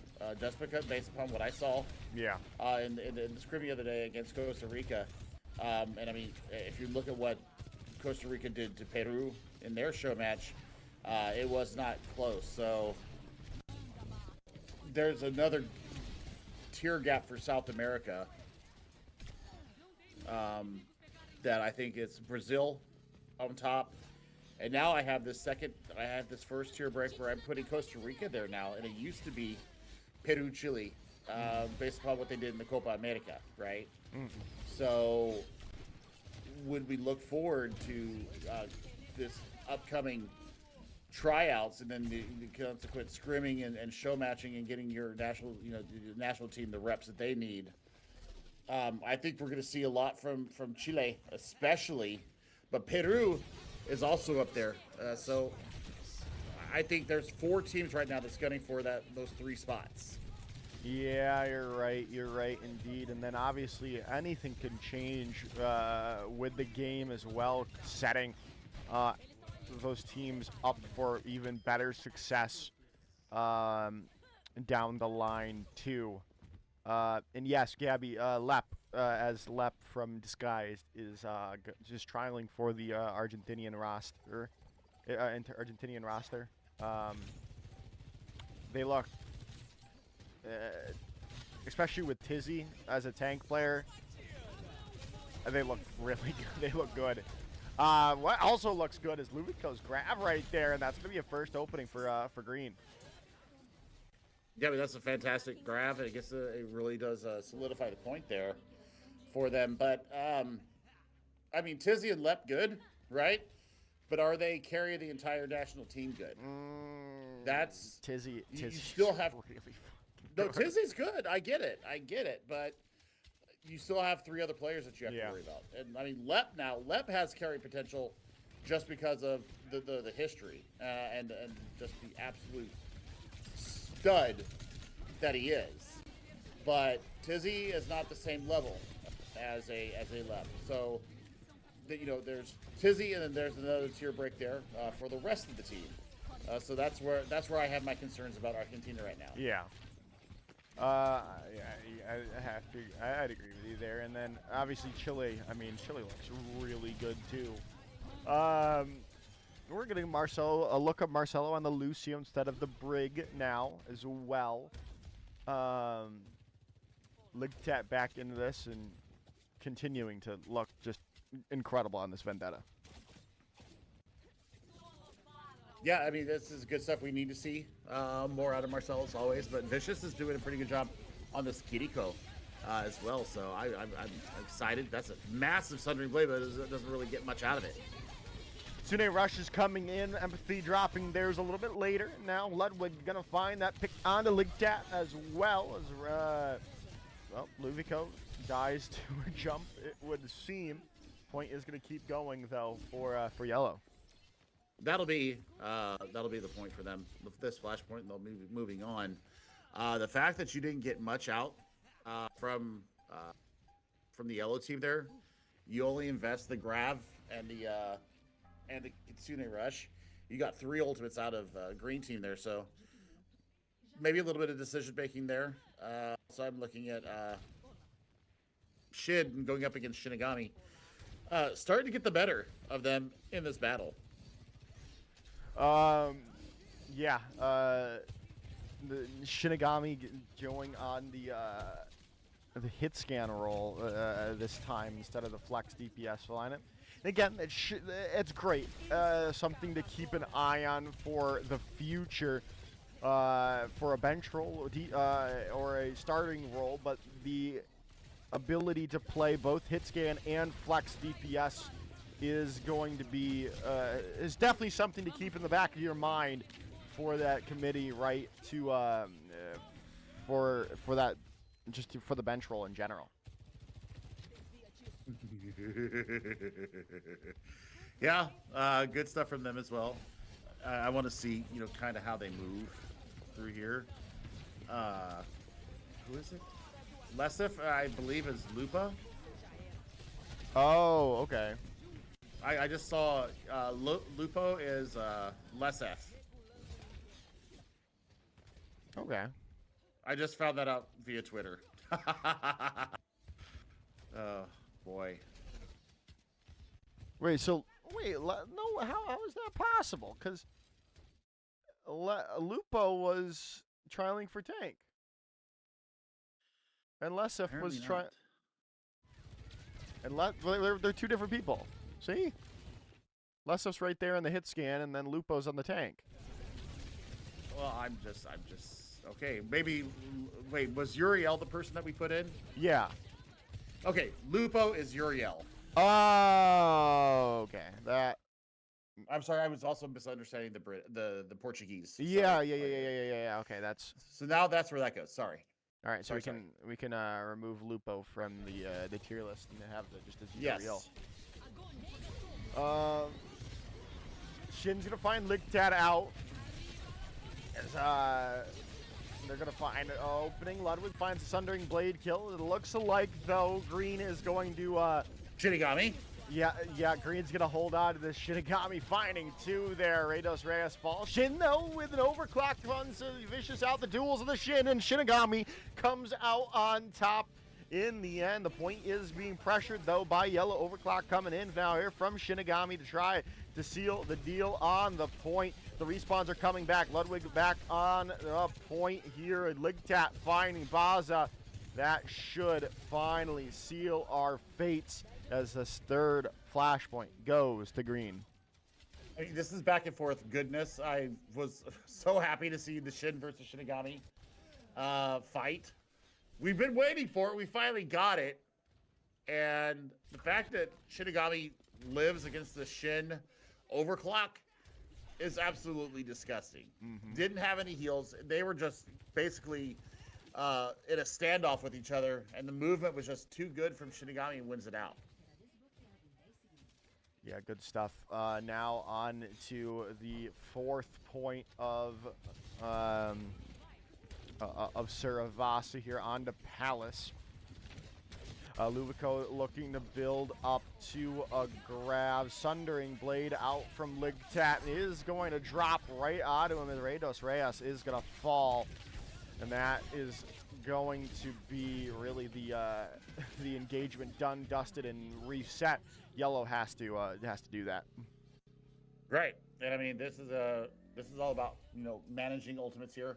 It's about managing space, not allowing Rados Reyes to take any extra space than what they really need.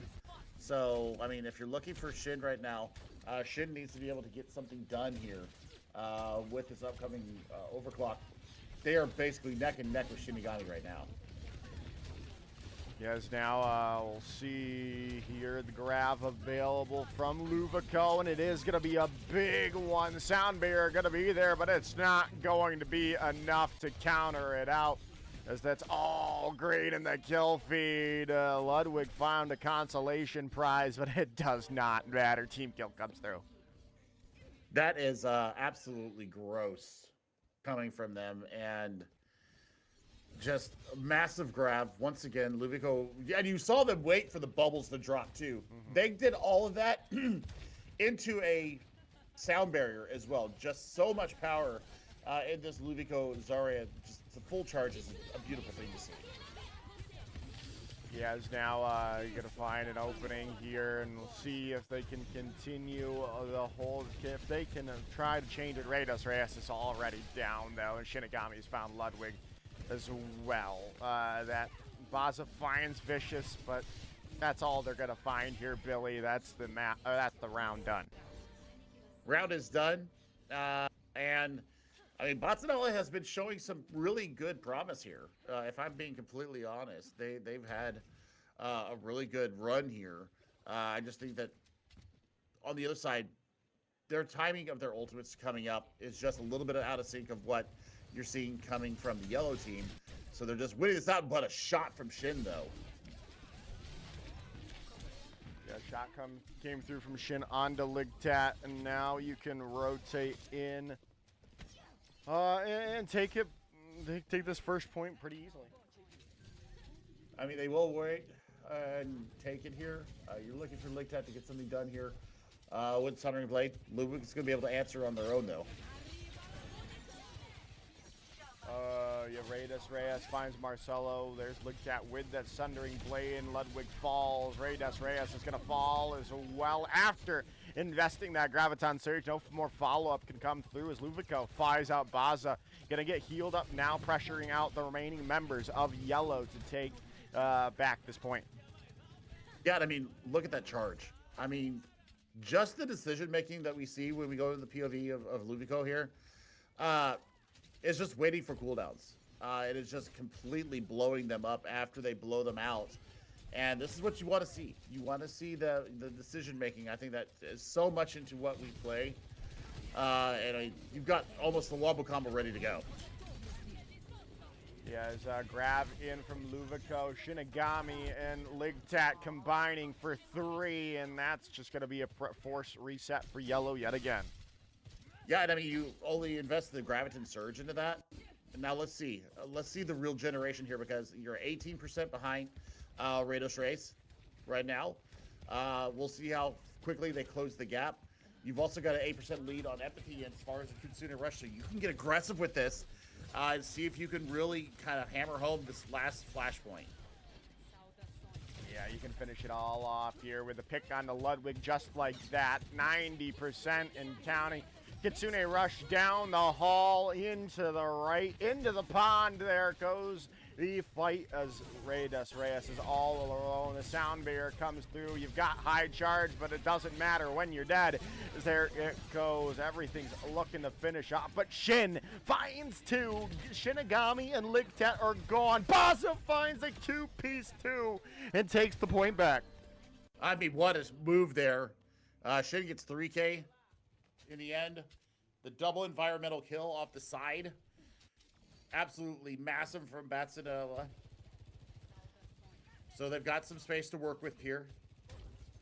There's still not much between these two Zarias. Luvico's gonna have to work to get this charge back up. That's what we're looking at right now. Yeah, Shinigami's already found Ludwig out of this fight. Now you have to press the point and force the objective. Sundering Blade in from Ligtat, not going to find the damage. Now point flipped back over. Rados Reyes trying to build up the Graviton Surge, but they're going to get caught out. Ligtat finds another one as well. And that should be all she wrote for this point. Ludwig is back from spawn. They're looking for some kills, but they find all... They just find the whatever from the Shinigami, and in the end, they take the second. They take that final point. Yep, 4-1. Still good stuff. Ligtat is just so good.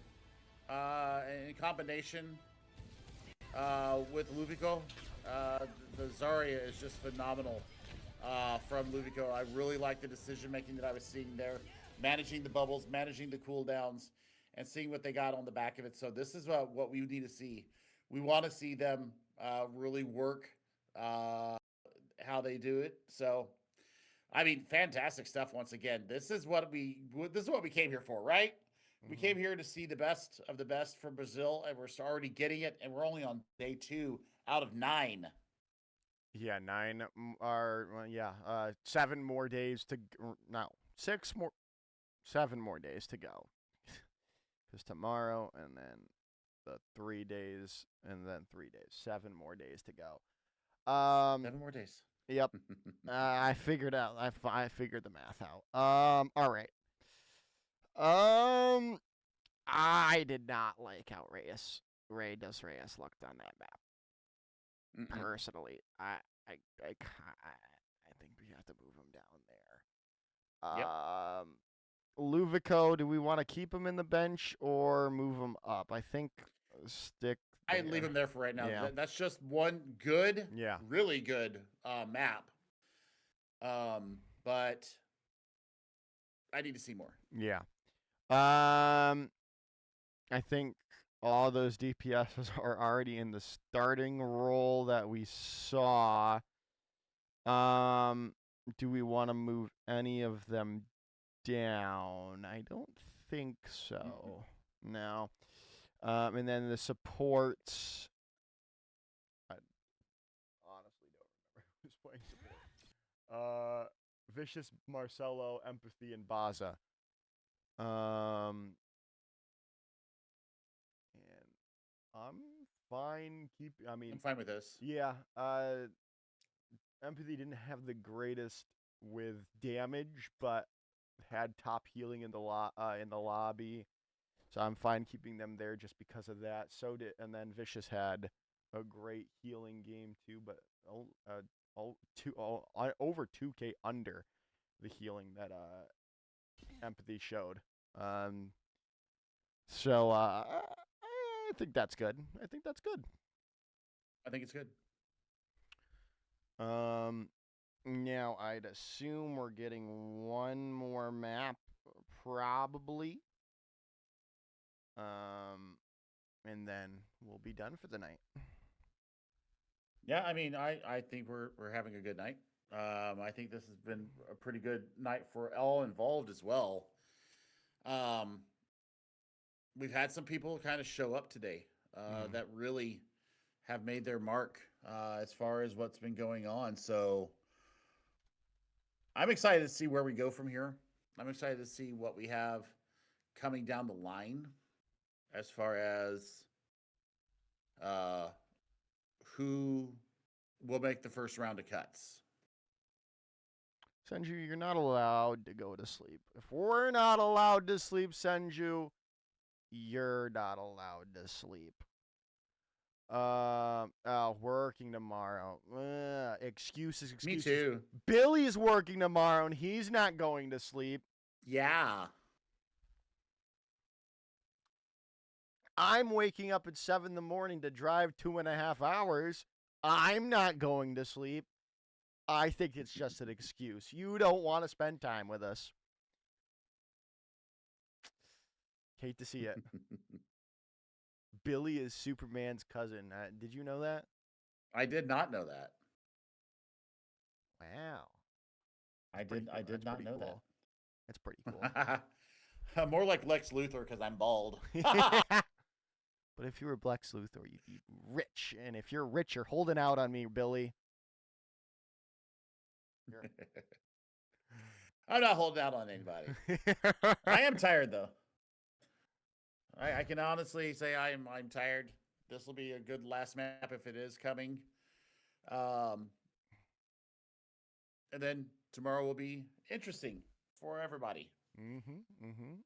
Last chance to make your last impressions before they go into their first round of cuts. You would assume that they're making cuts after this weekend. Yeah, I think that's why it's not, just continuously over 1 week or a week and a half, because it gives said I'm gonna smash Nightwolf's face in 3 weeks of tryouts with 2 to 3 hours each. Yep, fair enough.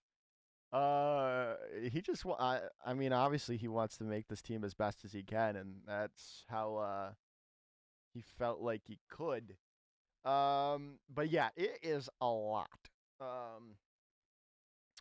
But yeah, I'd assume the reason that they have split it up the way they have is to give them time throughout the week, and probably around Wednesday they'll make the first announcements of cuts. Thursday at the latest. You're not gonna make the announcement on Friday because that would be kind of rude. Yeah, Argentina and Peru are live now. Last day of their tryouts too. So Peru's finishing up today too. I knew Argentina was, didn't realize Peru was as well.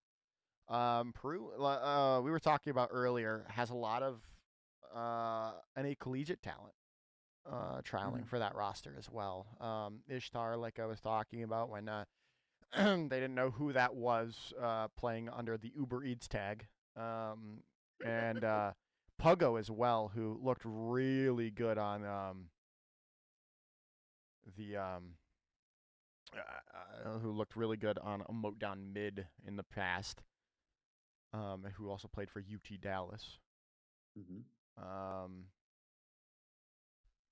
I don't know if you saw, but Louis got signed as an assistant coach for Team Pakistan. I did see that as well.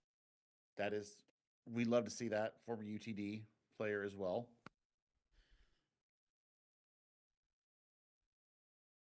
But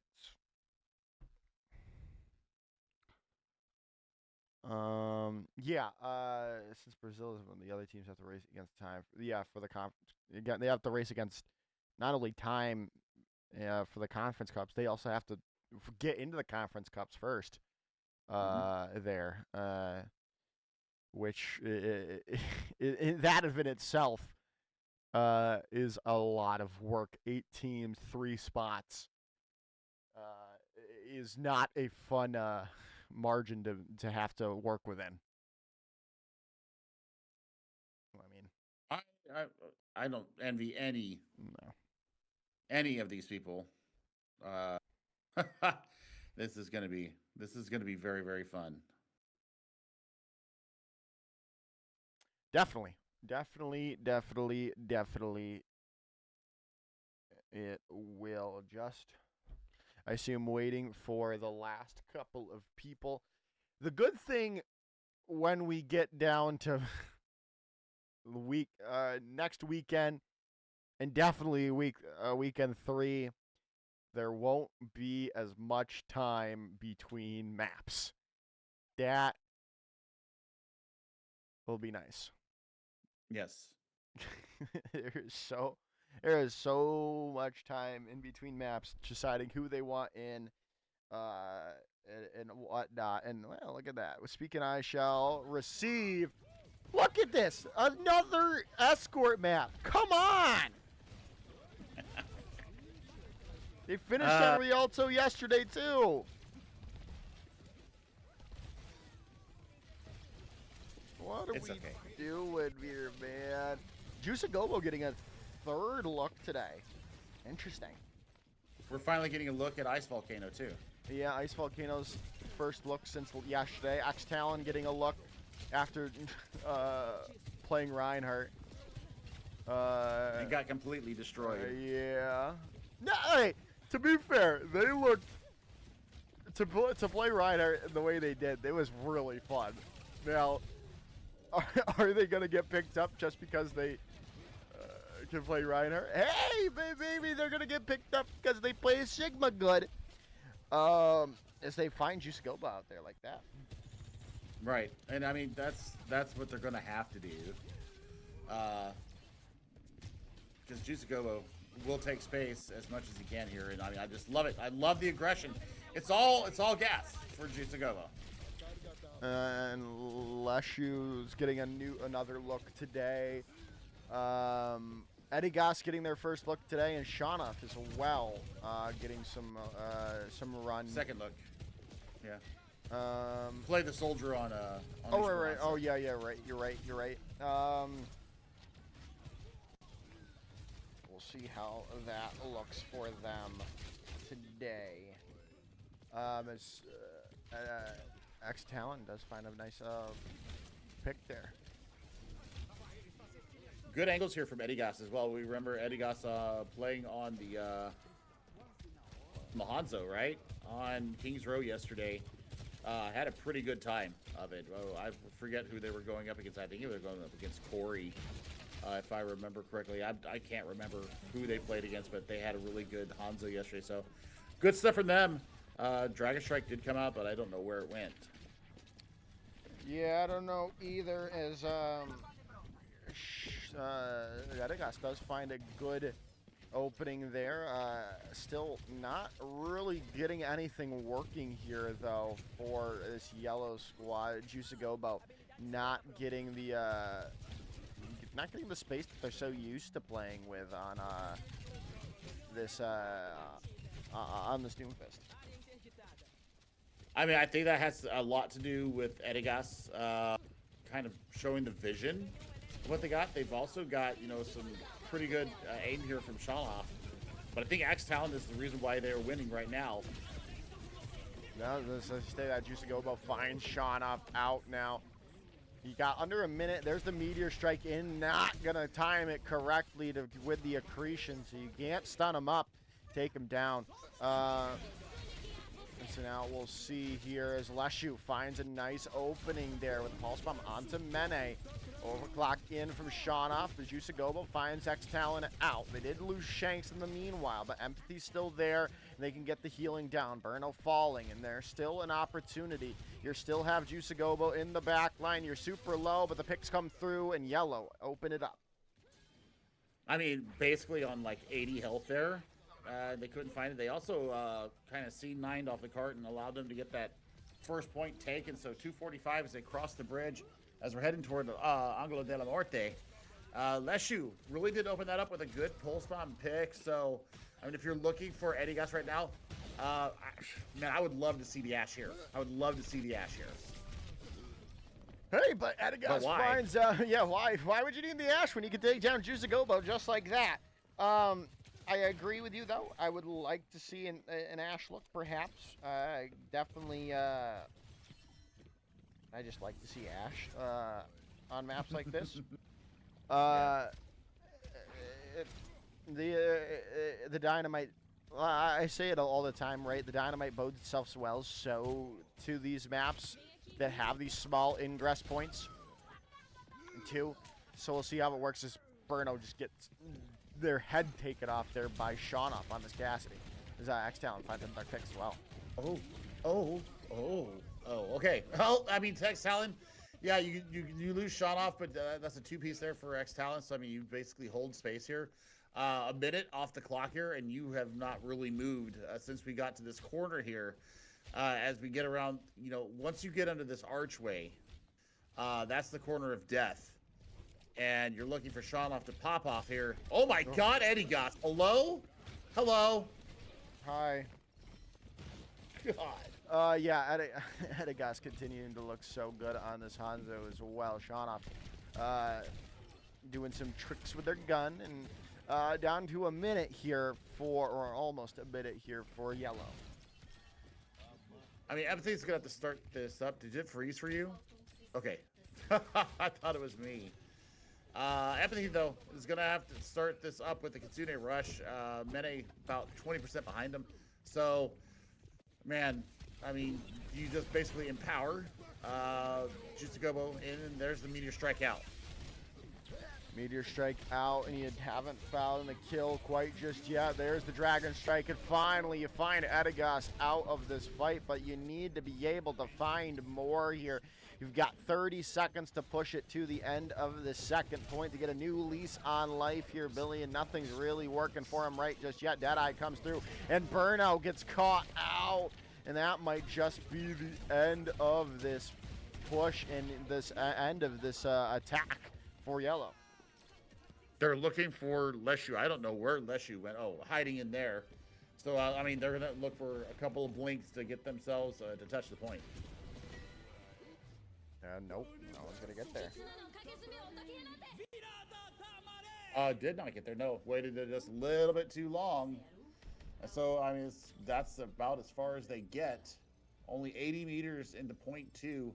Not the biggest of completions there.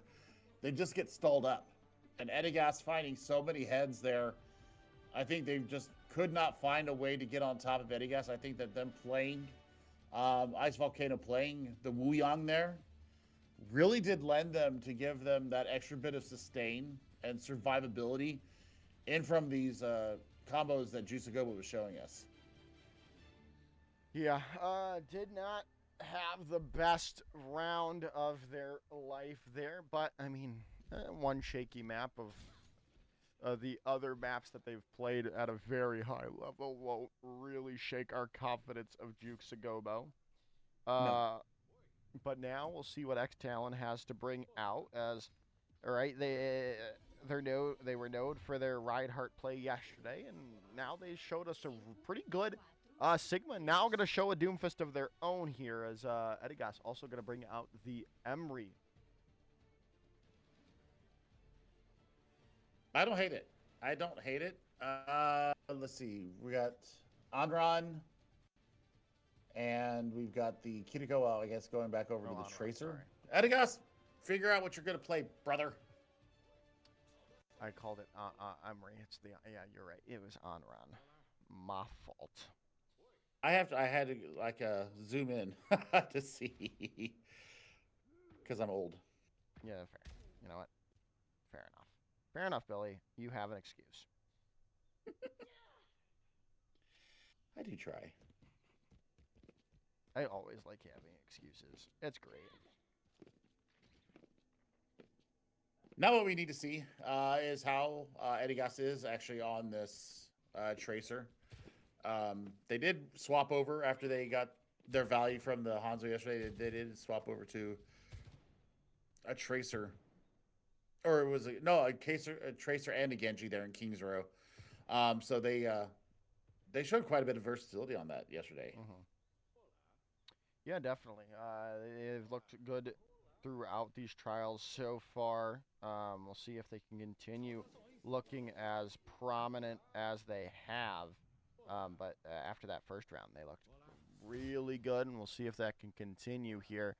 Obviously, we have them, I believe, ranked in. Okay, we have Edagos currently ranked in the benched here. Definitely with a very good attacking round, I think that can definitely change.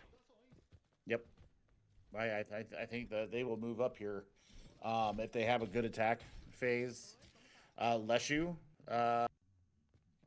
had some good moments. Mm-hmm. Want to see how this Echo is because Echo players are at a premium right now, and I want to see how they do here. I agree. We'll see here now. We'll see how X Talon brings out the Doomfist, and also deciding to go with the skin that Juiceagobo's been playing with as well, the Thunder Doomfist skin. As already taking some space in the back line is Edagos already pressuring him out as Juiceagobo get it super low there, and there's the pick Mene finding an opening already. Leshu gonna go down as well, and that is going to be a big fight win by a Green to start us off. Yep, and I mean, you're looking for them to finish stuff off here. Even though Edagos is gone, 44% towards a Pulse Bomb already. Swap's coming through, though. Juiceagobo is going to stick with the Sigma. I don't hate it there, but Burno and Leshu both bring out different heroes here in the Cassidy and the Tracer, trying to deal with Shawnoff and X Talon. Yeah, as now we're going to see X Talon. Shawnoff finds the pick already, and wow, another nice shot comes in from Shawnoff. Mene as well going to get onto that kill feed, and already breaking through that first point is Green. This is fantastic from them. Mene is really kind of making my eyebrows perk here as they are getting a lot of work done on this Kiriko. And they're going to have a Kitsune Rush already ready to go. Pair that with X Talon having this get out of jail card.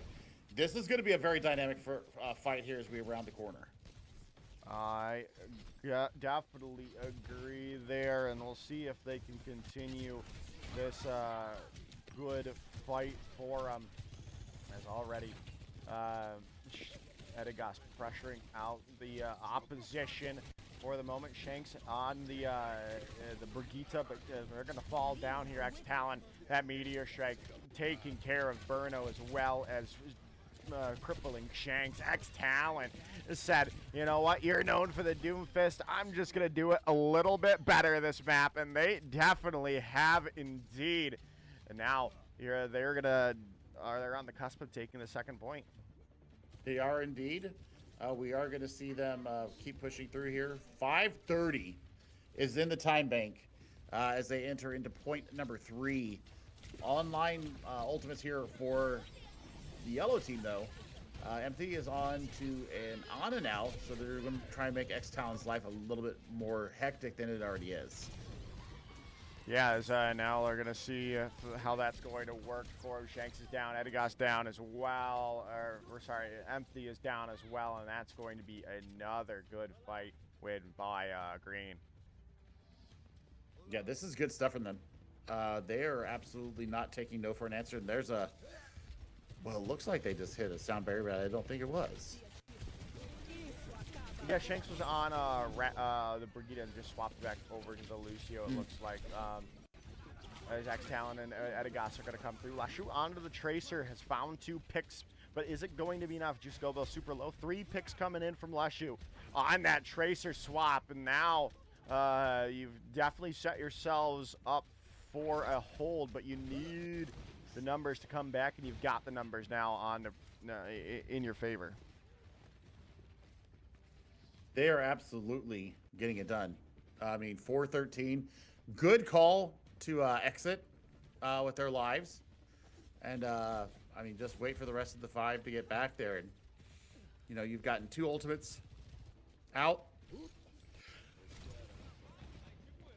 That's what you're looking for now. You're looking for this opening pick. Edegas would be the one, but Birdock's actually going to open it up on Alex Volcano.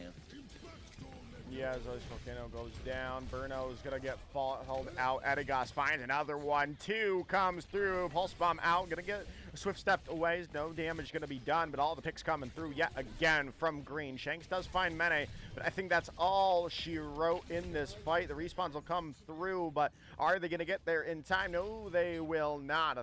Nice 3-1 goes that final map. I mean, that was pretty dominant, and X-Talon definitely gets moved up today. They absolutely owned Rialto in every single way. Yeah, absolutely correct in this player of the game. Really good stuff. This is their Meteor Strike. Nice little tech. Goes off the map. Goes back on. Jukes and jives around. Really good stuff right there from X-Talon. Like you said, we'll move them up to that bench roll right there. Now we'll go over to the DPS roll. Do we want to move Lesho up? I really like some of that Tracer. Yeah, go ahead. I think that Tracer alone on that 3rd point, just coming in with 3-4 kills to help get them back into it, even though they didn't really have any business in being in it. It was good. And then Ice Volcano, Shanks, Mene. I think they're fine staying there. Yeah. Yeah. Do we want to move Ice Volcano? Empathy. You know what? Empathy needs to go down, actually. Yeah. And then Ice Volcano. We can move to the bench. That was a pretty solid Wuyong they had, and I think Wuyong's going to probably factor into what we're moving forward with. All right. I think that should be the end of our day here. We'll just confirm it with a second. We'll do just a quick check. We'll confirm it with Willian or someone, or wait until the clean feed decides to end. That's how we'll find out if we're done. I assume we are. Yep, I'm seeing them wave. So I assume we're done for the evening. So we'll end it off here. We might be live tomorrow. It just depends on how awake I am. Thank you all for watching. It's been me, Joker's Ransom, him, Chef Billy. Thank you all for watching wherever you are in the world. Have a wonderful rest of your day. Peace.